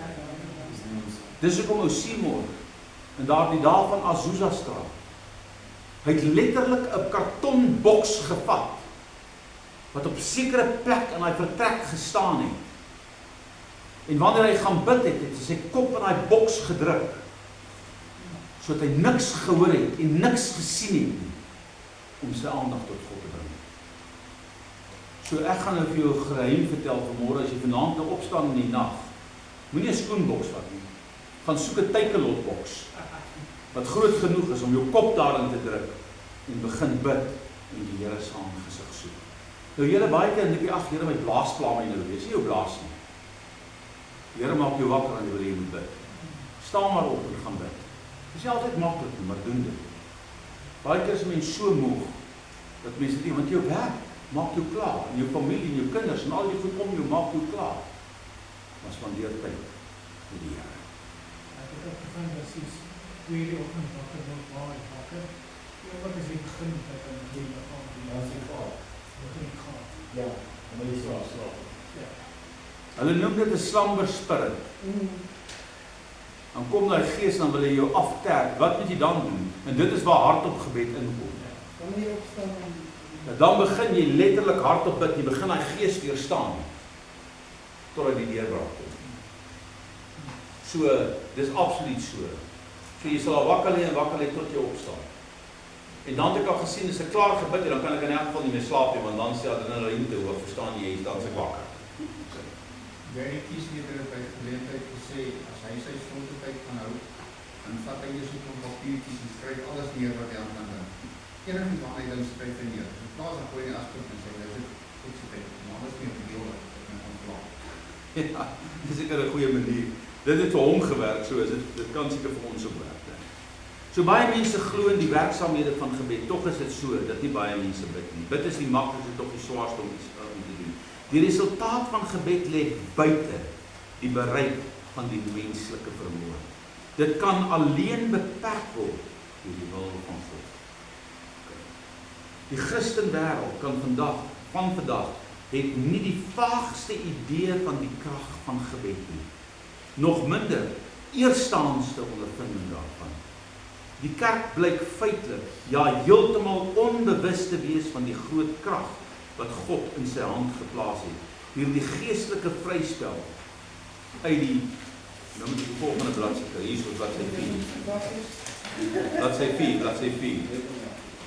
Die geestelike vryspel uit die onuitputlike bronne van God se wysheid en krag is selde, indien ooit gebruik en feitelik nooit tot die volle maat gebruik om God te verheerlik. Dis verstommend om te sien hoe min ons dit gebruik en hoe ons die vrugte daarvan pluk. Gebed is ons mees gedigste wapen, tog die een waarin ons die swakste toegerus is en die minste vaardigheid het om dit met sukses te gebruik. Nou julle dink so 'n bietjie self, watter mens het al ooit met jou tyd gespandeer op gebed? Om vir te sê met jy bid.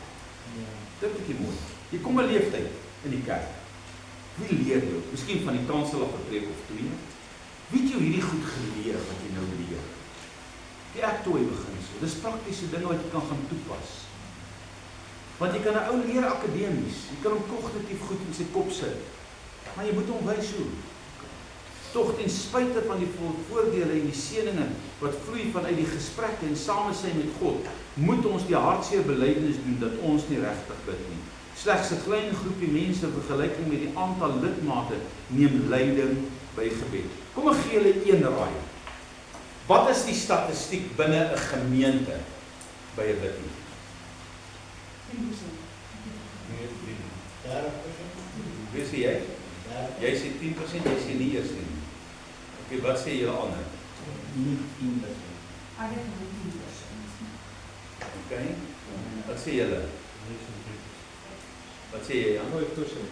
5%. Dit begin gewoonlik groot en dan binne 'n week of 2 dan is dit net pastoraal redelik. Ja, dit werk nog soos hierdie opleiding. Ons moet 40 begin en nou is daar net 30 oor. In my eie ondervinding, as jy 200 mense het in jou kerk, kan jy maar weet, jy gaan tussen 10 en 20 mense kry in 'n biddienst. Dan kom ek aan ry ek by daai jare by Hatfield Noord verby toe, waar so Karel Darren nog daar is, dan het hulle bid hier, dan staan daar karre. Dan is daar meer karre by hulle bid hier, as wat daar by ons eredienste staan. Dan gesien ek om die volgende week, dan sê ek, Karel, hoeveel mense is by die bid hier? Dan sê nie, daar's baie mense, sê hoeveel? Dan sê hy 200. Of dan sê hy 150, 120. As 'n klomp karre. Dan sê ek van hoeveel mense is in daai gemeente? Nie 2.500 lidmate. Daar is terug op 10%. 10%. Tussen 10. Tussen 5 en 10. Maar dit gaan, ek nie 'n verskoning soek nie, dit is nie dit. Maar dit gaan spesifiek oor, ons kan nie bid nie. Jy kan nie daar in die kerk gaan sit en vir 'n uur bid nie. Ons weet nie hoe om te bid. Mense verstaan nog nie krag. Ja, en dit is nie 'n verskoning wat ek was al 'n paar keer by die bid hier, maar vir myself, om daai uur te bid, ek sit nader en luister vir die ander mense wat bid, want ek kan dit nie doen nie. En dis nie 'n verskoning wat ek vra nie. Okay, maar as jy nou ektooi het, Nee, dis wat ek wil hierdie nou afskryf, ek wil dit doen. sit jou regterhand op 'n stuk papier en trek jou vinger af en sê A, C, T, O, I. Of dit wat ek jou nou by gaan uitkom as ons nog vanaand daar wat uitkom op ons gaan. Vir ons Vader. Maar daai binding moet voor die tyd gebreek word. Daai binding. Daai binding en ek sien dit met skoolpad. As daai binding nie voor die tyd gebreek word, dan kan jy nie deurbraak kry nie. So mense kom met klaar met daai vooropgestelde idee, ek kan nie bid nie, en dan sê binding klaar daarso. En dan sê binding nou so. Weer klaar oor dit nou gespreek. Ek klaar oor dit self gespreek, ek kan nie bid nie, hier is die bos van tyd, ek kon soveel dinge by die huis gedoen, en as die binding nie gebreek is nie, voordat die bid hier kan, dat is nog geen deurbraak. Ja, ek moet onthou, né? Die duiwel weet ons die krag van gebed, die onbeperkte. Hy weet dit. En as ons dit nie, weet as 'n ou dit gaan voed, onthou as jy die swarthond meer kos gee as die withond, wat gebeur? Die swarthond groei vinniger as die withond. En in die geval is dit so. En dit is so, om 'n uur te bid is nie maklik nie. Die Here Jesus sê vir sy disippels daar op die berg, daar op in die tuin van wat so op die Olyfberg. Hy sê kan jy nie eens 1 uur met my wag nie. Okay. So dit is 'n feit, dit is nie maklik om hier te bid nie, totdat jy eintlik net self begin oefen om te bid. En dit is hoekom, die probleem is, ons staan by 'n bed, jy kan nie, en as jy ouer raak het moeiliker om 'n uur op jou knie te bly. Moenie op jou knie net bly nie, begin by jou knie, staan op as jy voel jou knie is seer, en begin loop en bid. Pastoor John, wat hy nou na sy skoonpa, wat hy na verwys, hy lê op sy maag, nou julle, hy het 'n groot maag, so hy is soos 'n seesaw, dan is dit voor en dan is dit onder, so, maar daai ou bid, hy bid vir 4 ure aan mekaar, as jy wil bid, gaan sak saam met hom, jy raak daarin so moeg, jy weet nie wat te kant toe, jy weet nie wat om te bid nie, begin die woord bid, en bid die skrif, Maar as jy daai eenvoudige stelsel gebruik, en dit gaan nie oor hoe lank jy bid nie, dit gaan oor die effektiwiteit van jou gebed. Dit gaan oor die aktivering van die woord tydens jou gebed. Dit is hoekom, wanneer jy gaan bid oor jouself, skryf jy 'n klomp skriffies neer met betrekking tot daai ektooi of wat ook al, of dit wat ek jou nou gaan leer. En dan vat jy daai skrifte en jy lees dit. As jy almal wil net sy oë toemaak om te bid. Jy kan nie jy hoef nie jou oë vir 'n uur toe te hou nie. So as jy bid en jy het 'n papier langs jou, dan bid jy en dan lees jy daai skrif en dan bid jy deur daai skrif. En as jy klaar deur daai skrif gebid, jy maak jy oop en jy lees die volgende skrif en jy bid deur daai skrif. En dis al hoe jy deurbreek met betrekking tot dit. Daar's 'n ander manier nie. Jy moet jouself inoefen en jy moet die duiwel weerstaan en hy sal van jou vlug. Okay. Want dit is ons probleem. Die kerk bid nie hulle, dit is hoekom die kerk sukkel. Dis in die ou Pinksterkerk. Pastoor Tini vra eendag vir Tini, Pastoor Tini se pa was 'n prediker, hy was 'n ou pastoor. Hy sê vir Tini, hoe sterk is jou gemeente? En Tini sê vir hom, nee, jy sê pa, ons het seker nou so 120 mense in die gemeente. Die gemeente groei. Hy sê Tini, hoe sterk is jou gemeente? Hy sê pa, 120 mense. Hy sê Tini, hoe sterk is jou gemeente? Hy sê 120 mense.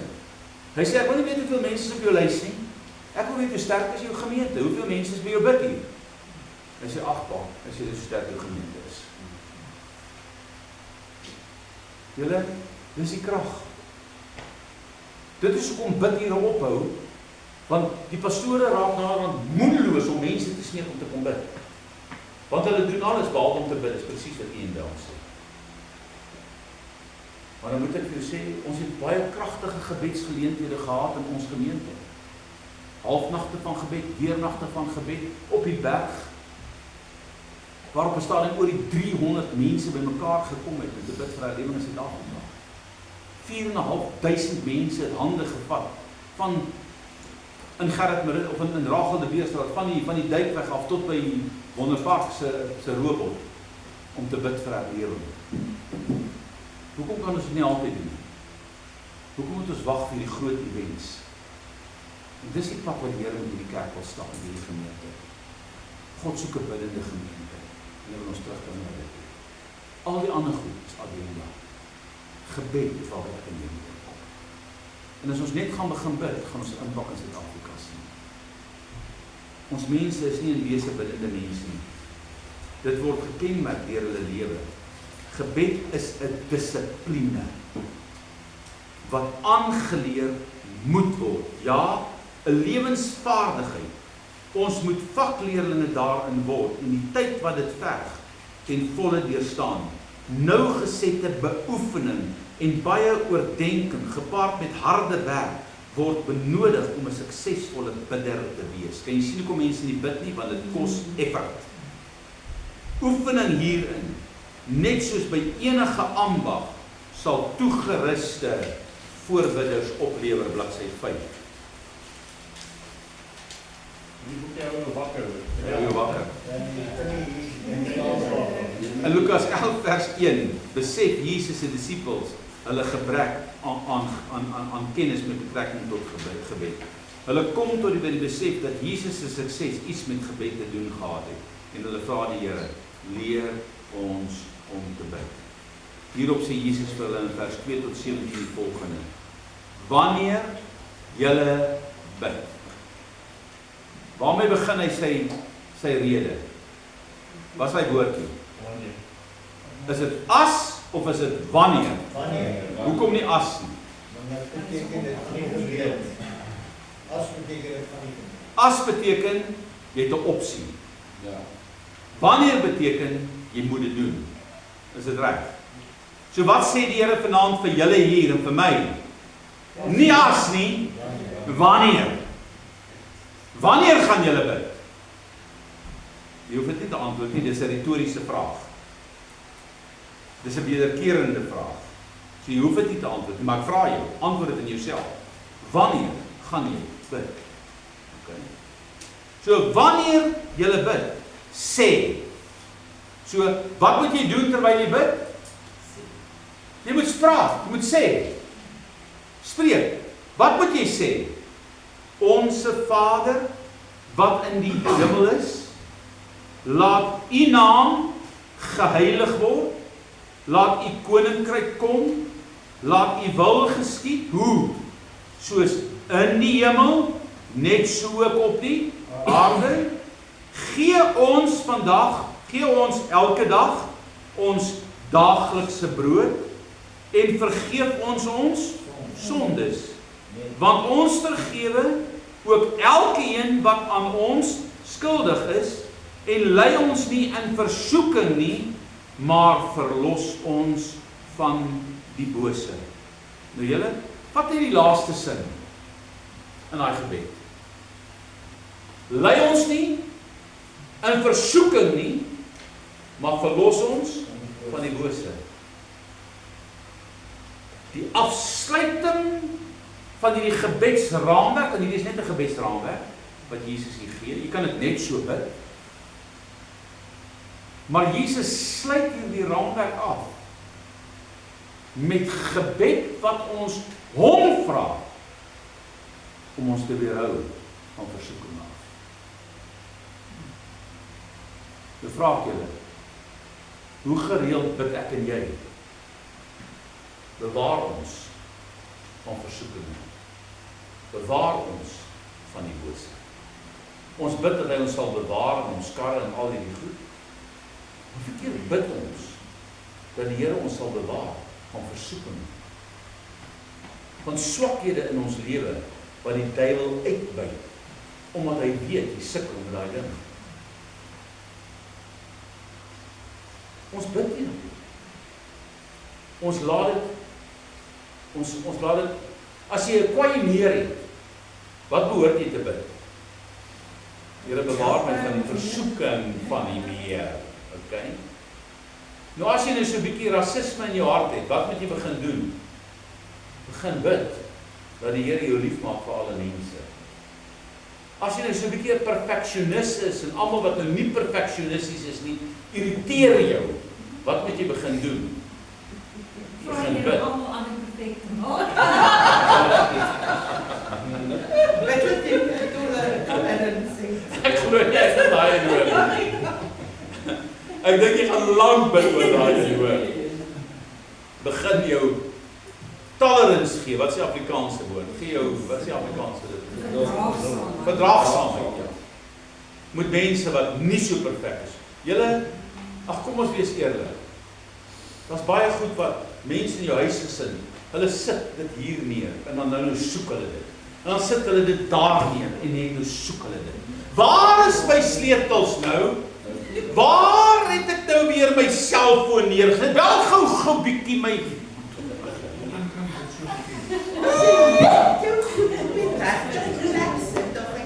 Sit altyd op dieselfde plek neer. Dan gaan jy weet waar dit is. Easy. Dis maklik. Maar vir ander mense is dit nie so maklik nie. Want is nie vir hulle belangrik nie. Hulle is moeg, skoene moet uitgeskop word. Die dag het gewerk, ja, sommer. Ja. As jy loop in die nag, groot toon, klein twinkie. Wat moet jy bid? Ag Here, verander hulle. Help hulle net om hulle skoene op te tel en van weg. Nee, ek gaan nie daai gebed antwoord nie. Die kinders op die vuil skool goed in die was sit. Ja, asseblief.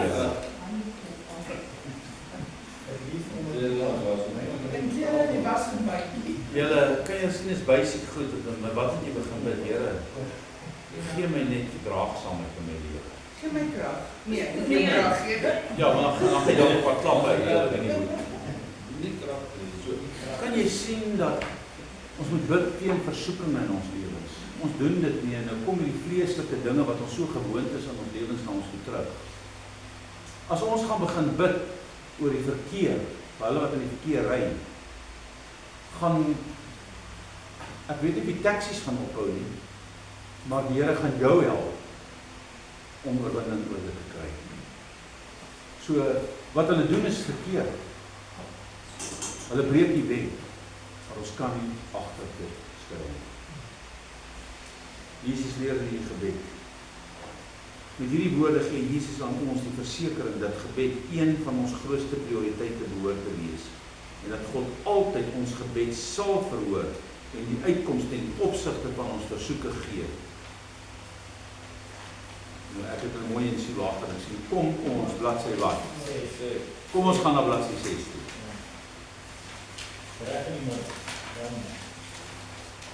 Kom ons kyk na hierdie gebedsraamwerk wat Jesus aan sy disippels voorgehou het in Matteus 6.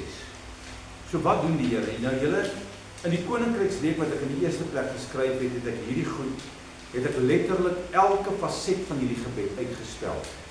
Maar dit op sigself gaan ons 2 Sondae besig hou. Of 3 Sondae. En ek voel dis nie nodig. Ons het baie oor gebed. Ons het wat jy moet weet oor gebed het ek vanaand vir jou gesê. Al wat jy moet verstaan is, daar's krag in gebed en jy moet dit doen. So kom ons gaan kyk na hierdie raamwerk. Nou die Onse Vader gebed is in 2 afdelings opgedeel. Dis die eerste wat jy moet weet. So met andere, daar's 2 dele. Jy kan die Onse Vader gebed opdeel in deel 1 en deel 2. Nou Jesus gee dit vir hulle en hy sê, so moet julle dan bid en dan gee vir hulle die raamwerk en jy kan dit net so bid, want dan bid jy binne die wil van God. En ek het baie mense gehoor, dit pastoor Dirk het homself dit aangeleer om elke môre, ek praat nie van sy ander gebedstyd, om elke môre hierdie gebed wat Jesus geleer het te recite, om het op te sê, om dit te herhaal, om het bidden deur te gaan, net soos dit hier staan. Want hy sê, dit gee hom die versekering dat hy alles insluit. Maar kom ons gaan kyk, wat sê Jesus, hoe werk hierdie gebed, die Onse Vader gebed, soos ons dit ken. Die eerste deel handel alles oor God. Ok? So met andere, alle eer kom God toe. So waar moet jy begin in jou eerste deel van jou gebed? Nie by jou behoeftes nie, maar om aan God alle eer te gee. Hoekom? Want hy is in beheer van alles, hy is in beheer van jou lewe, hy rig jou voetstappe, hy loop elke dag saam met jou, sy Heilige Gees is in jou. Okay?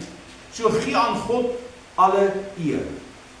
Onse Vader, wat in die hemel is.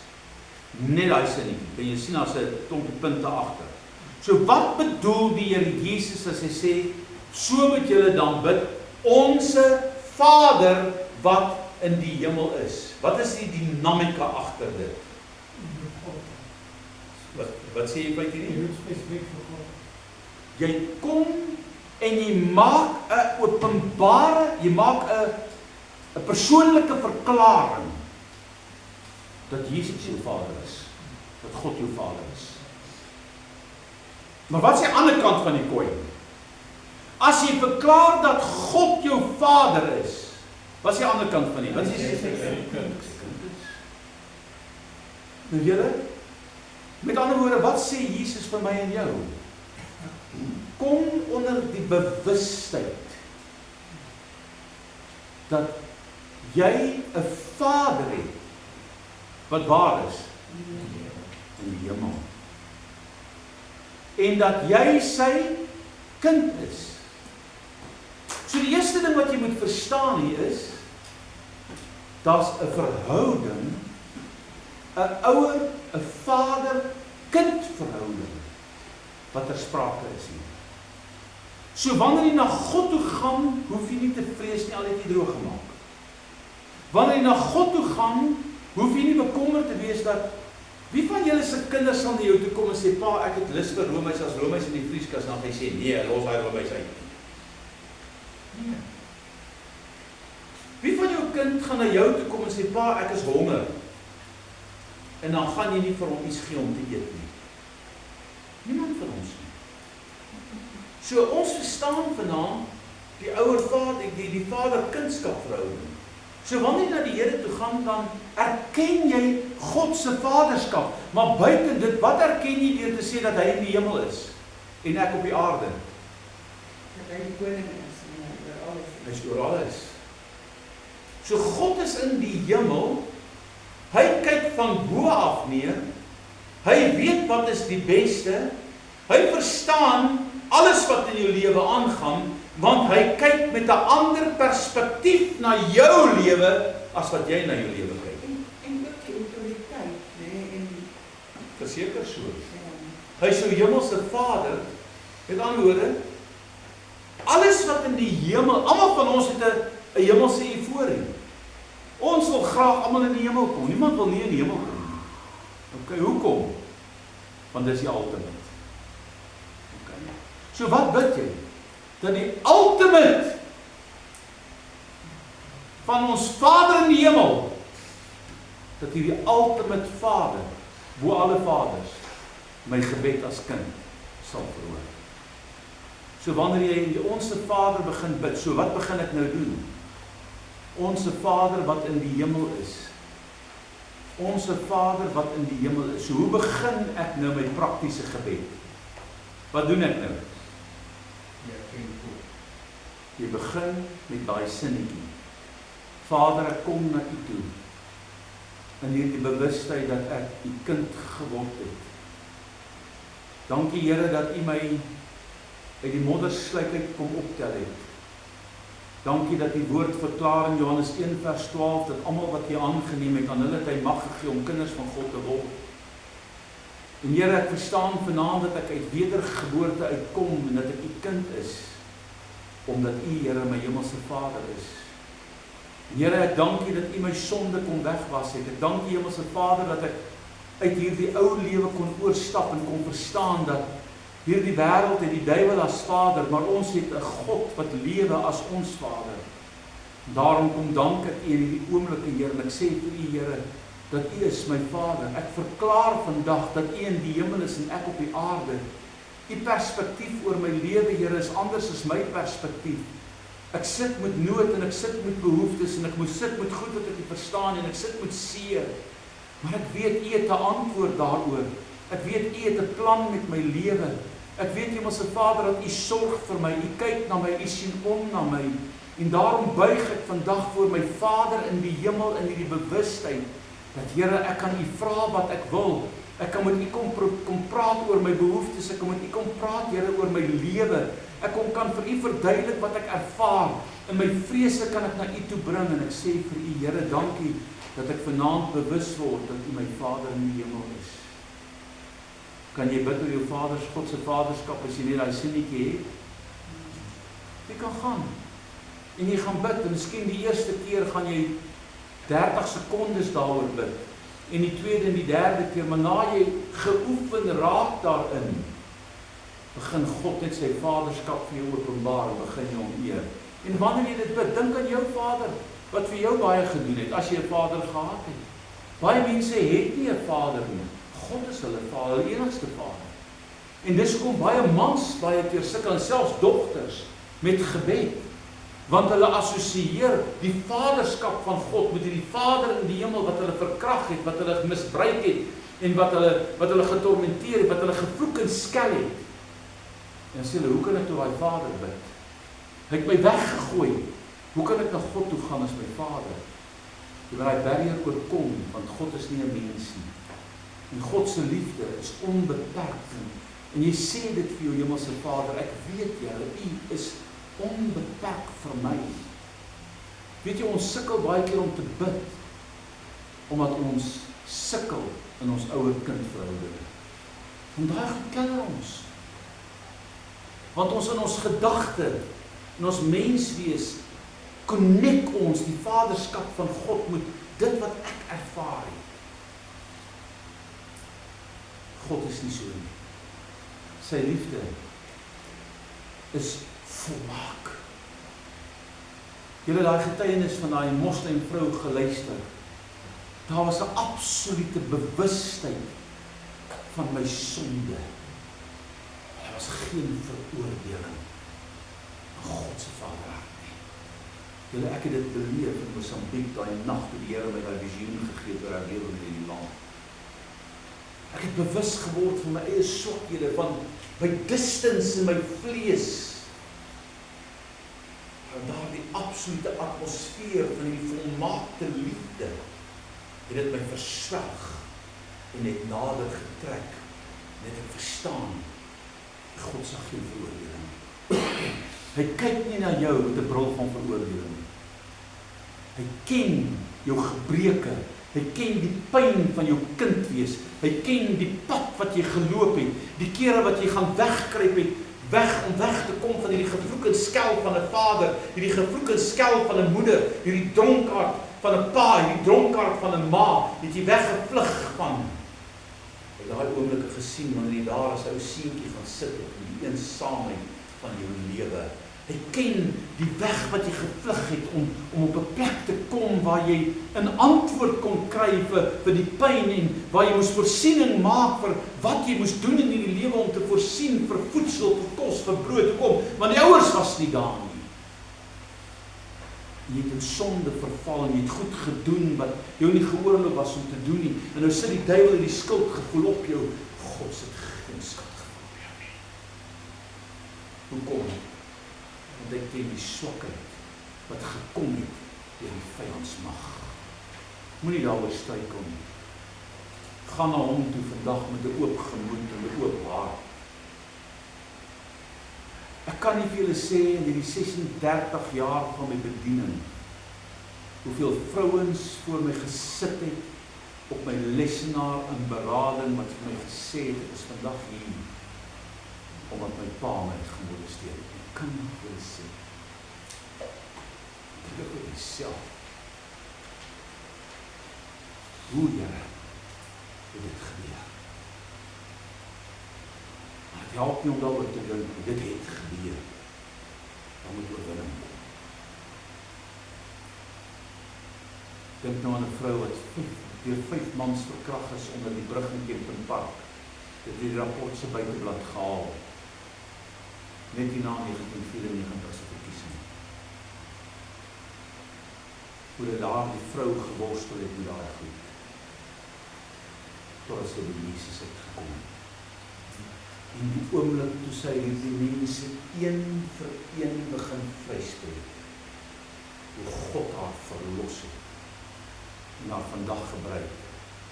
Binne die raamwerk van die pad waarin sy geloop het. Om oorwinning daarop te kry. Julle kom ek maak julle 'n stelling en ek gaan afbeweeg van dit af.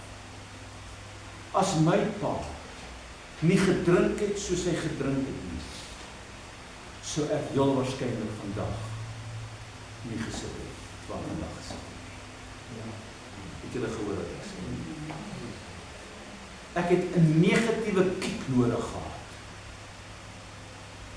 om my te launch in die bediening. Omdat ek oor het wat swaar is om te hoor. En 'n hart wat traag is om te verstaan. En dikwels het ons 'n kick nodig. Kom ons noem dit maar nou eerder 'n druk gaan. Om my 'n bietjie te skool en 'n paar inspuitings te gee. Geestelike inspuitings om my op die pad te bring wat God met my wil maak. So onse Vader, eer God as jou hemel se Vader. Laat U naam geheilig word. So kan jy sien God se vaderskap is eerste. Wat is tweede? Die prioriteit van God. Wat is God se hoogste prioriteit? Wat sê Jesus? Ek het gekom om die naam van my Vader te verheerlik. Dis God se prioriteit. En hoe doen ek dit? Nou julle, daar's nou 9 dinge wat ek vir jou neergeskryf het daar, wat God koppel aan sy karakter, en baie keer sê hulle, dis name van God, wat hy in die Bybel gebruik, en dit is dat ek en jy God kan leer ken in daai vlak van my lewe. Ok, die eerste een is, Jehovah Jireh.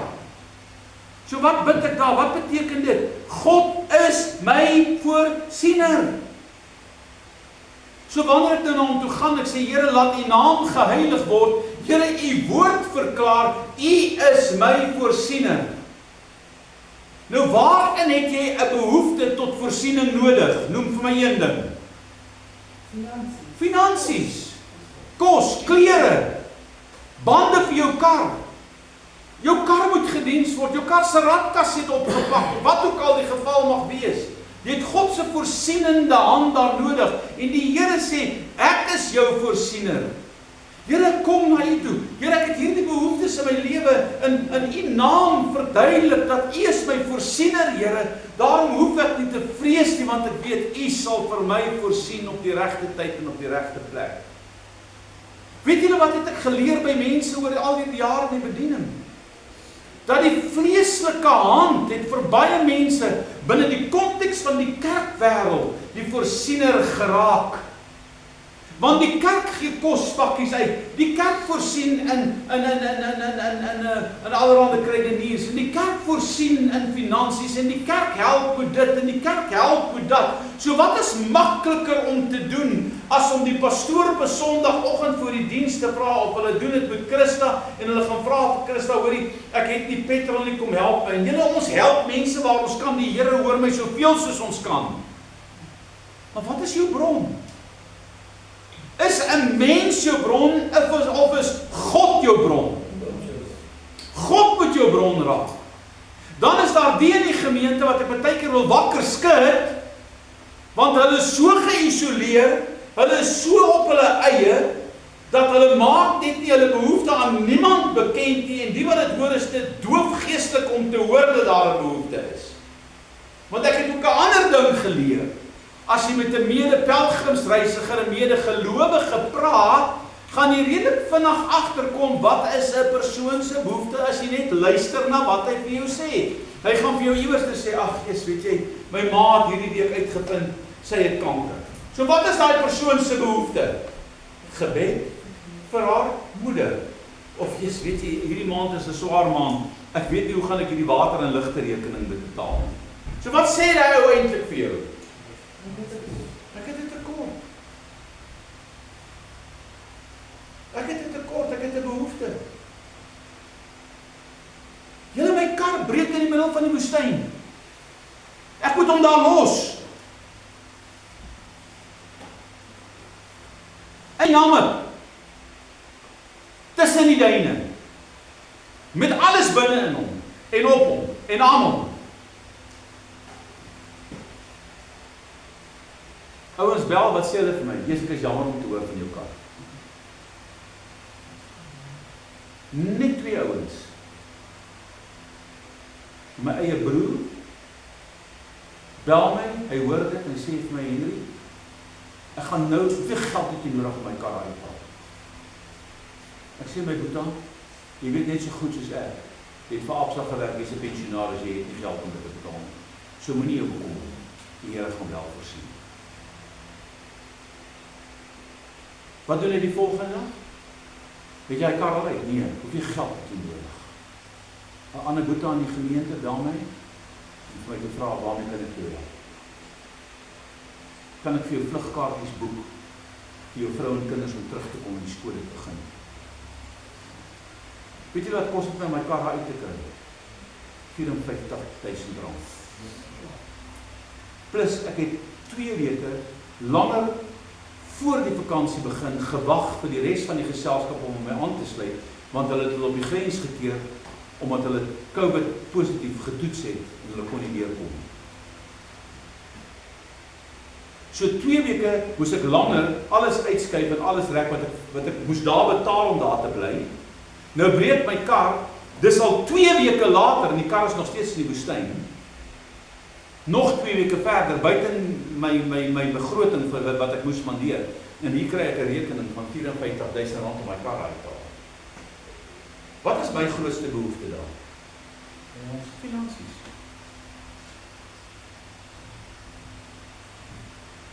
Die meeste mense weet waar ek sit. Maar nie een. Nee, nie een. 2 ouens sal uitreik en vra, wat kan ek doen? Maar ek dank die Here, ek sou vir almal gesê ek moet niks doen nie, want ek het gelukkig die Here my voor die tyd kapitaal gegee om dit te doen, want ek het hierdie eiendom gekoop en ek het los kapitaal gehad om dit te betaal en uit te kom. Het ek dit nie gehad nie? Julle, ek het vandag by 'n kar verbygeloop. En ek kan nou nie eens onthou nie, ek het myself beloof, ek gaan dit onthou. En toe sien ek, hierdie mense is mense wat getrou is in die Here. Maar daai kar se bande is op hulle uiterste. So as jy wil weet wat om te doen, hou op klaar oor die toilette wat vuil is. Hou op klaar oor die musiek wat te hard is, of te sag is, of ek kan nie hoor nie, of is te koud, die aircon is te koud. Loop voordat jy in die kerk kom op die parkering verby. Dan kyk jy net na die karre wat daar staan. Weet jy hoeveel karre het ek al bande voor gegee? Net omdat ek by die kerk verby loop, dan sien ek die karre die bande op nie. Hoekom dink jy is ou se kar se tyres glad? Dan weet jy Ja, Nie geld om bande te koop nie. Maar ons is so aantrek my. In die kerkie, sit in die bankie, uit die kerkie, huis toe. Dus kyk nie my. Ek het 1 jaar 4 papwiele binne die bestek van 1 kilometer gekry, toe ek in die bediening was met 'n kar. Want ek het nie geld gehad om bande op my kar te sit nie, maar elke dag moet ek my kar uitry, ek moet brandstof ingooi, terwyl ek van die gemeente. Dat ek letterlik 3, my 1 wiel het ek afgehaal en ek sit die spaarwiel op. Want ek daai selfde dag nog 3, ek kry op, wie kan kom, die wielpap kom nie kan daai kans gewielpap. So airplane tyres is op. Eer die binnekant plein nie by. Ek ry hom na die draadeur toe. Niemand sien nie. Maar hulle bel my, ons het jou nodig. Jy moet die begrafnis gaan doen op die begrafnisplaas toe ry. Kan jy verstaan hoe afgestomp is ons? Maar God is die voorsiener. So bring dit na hom toe. Daai dag toe daai bande gebars het. Ek roep tot die Here, ek sê Here, ek weet nie wat om te doen. Hoe gaan ek die kar by die huis kry? Ek het nie geld om my insleeplorry te bel nie. En 'n ou bel my uit die blou tyd, wat nie in ons gemeente is nie. Hy het vir Braam en ek uit Braam gewerk, Braam het 'n garage gehad. Kar verkoop. Ek sê van Pieter, ek is bly jy bel my. Dit is nie daar van selfoon, dit is voor die dag van selfoon. Ek sê ek staan op daai plek. Kan jy nie vir Braam vra of hy nie 'n sleepwaai is dat hy net my kar kan kom haal nie. Want die kar het, hy sê wat is fout? Ek sê die ding het gestaan met 4, ek gaan staan sonder bande. Hy sê vir my, Henry, ek stuur dadelik vir jou iemand. Toe my kar by my aflewer, het hy 4 nuwe bande opgesit. Dat hy gekoop het vir sy kar. Een buitenhou. Het God voorsien? Ja. Hy het geweet dat hy bande, toe kry hy het op 'n special, hy het nie daai dag nodig, hy het nie daai tyd nodig gehad, en sy bande was nog oukei. Maar God het geweet, ek gaan dit nodig kry, op die special. Okay. So dis hoe die Here voorsien. God is my voorsiener. Wat is hy nog? Hy is Rofé, my geneesheer. So wat is God nog? Hy is my leidsman. Die woord missie beteken hy is my banier. Die woord missie beteken God my banier. Nou wat het hulle gedoen in oorlog in daai jare? Hulle banier opgesit. En almal het geweet. Die God van Israel is die God wat ons gaan verlos. So, jy kan hierdie 9 name vat, die 9 identiteite, karaktereienskappe van God, en jy kan sy naam daarin verheerlik. Hy is jou heiligmaker, Mekdesh. Hy is jou vrede. Weet jy hoeveel mense kort vrede? Ons daar twis in die huis, so wat kort jy? Vrede. Bid Jehovah Shalom. Roep dit. Hy is jou Jehovah Roi. Wat beteken hy is jou herder. Wanneer het jy hom nodig as jou herder? Want jy nie weet waar jy om te gaan nie. Hy moet jou lei, hy moet vir jou krag, hy moet vir jou genade gee. God is jou beskermer. Hy is jou geregtigheid. En God is die laaste een. God is teenwoordig. So wanneer ek sy naam verheerlik, wat doen ek? Here, ek dank U vir daai laaste een. Dat U nie ver is nie. Dat U my gebed verhoor. Dat die Bybel sê, God is altyd teenwoordig. Julle dink het, wat se vrede gee dit vir 'n mens? As jy weet, God is by jou. Dink jy dan, wat se vrede? Is dit nie hierdie eenvoudige goed wat ek en jy elke dag van ons lewens nodig het? Soos die Here sê, laat U naam geheilig word. Dan roep ek hierdie dinge voor. Jy hoef nie daai Hebreëse name te ken. Ken maar net die eienskap rondom die naam. Want dit is wat jy nodig het. En wat jy behoefte het, herinner jy God aan daai behoefte, want hy is jou Vader. Ook in die tyd wat ons ingaan, ons sal volgende week net vinnig klaarmaak met hierdie, dan gaan ek oor na die volgende lesing doen. So, kan jy sien, julle kan maar hierdie raamwerk so 'n bietjie by die huis gaan oefen hierdie week. Vat elke sinnetjie, lees dit. Jy behoort net ons Vader redelik uit jou kop uit te ken. Ons Vader, wat in die hemel is.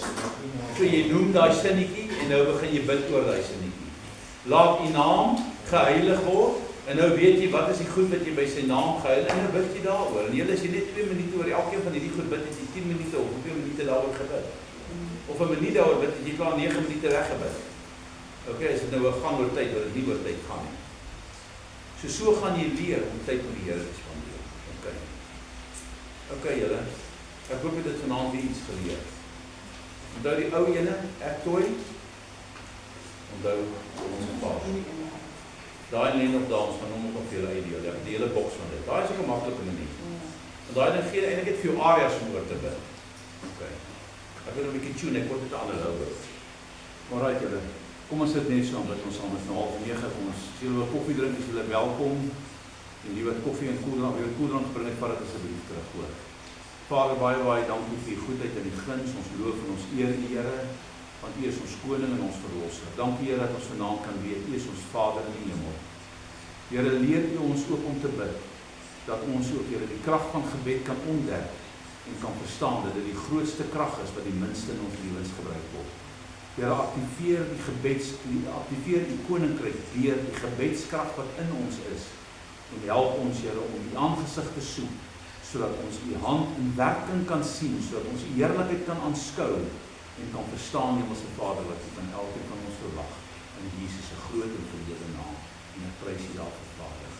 Amen. Okay, julle gaan in sy vrede en liefde en ons sien julle volgende keer en dalk wat julle op die groepie almal uitnooi wat so 'n bietjie moeg geraak het, hoor.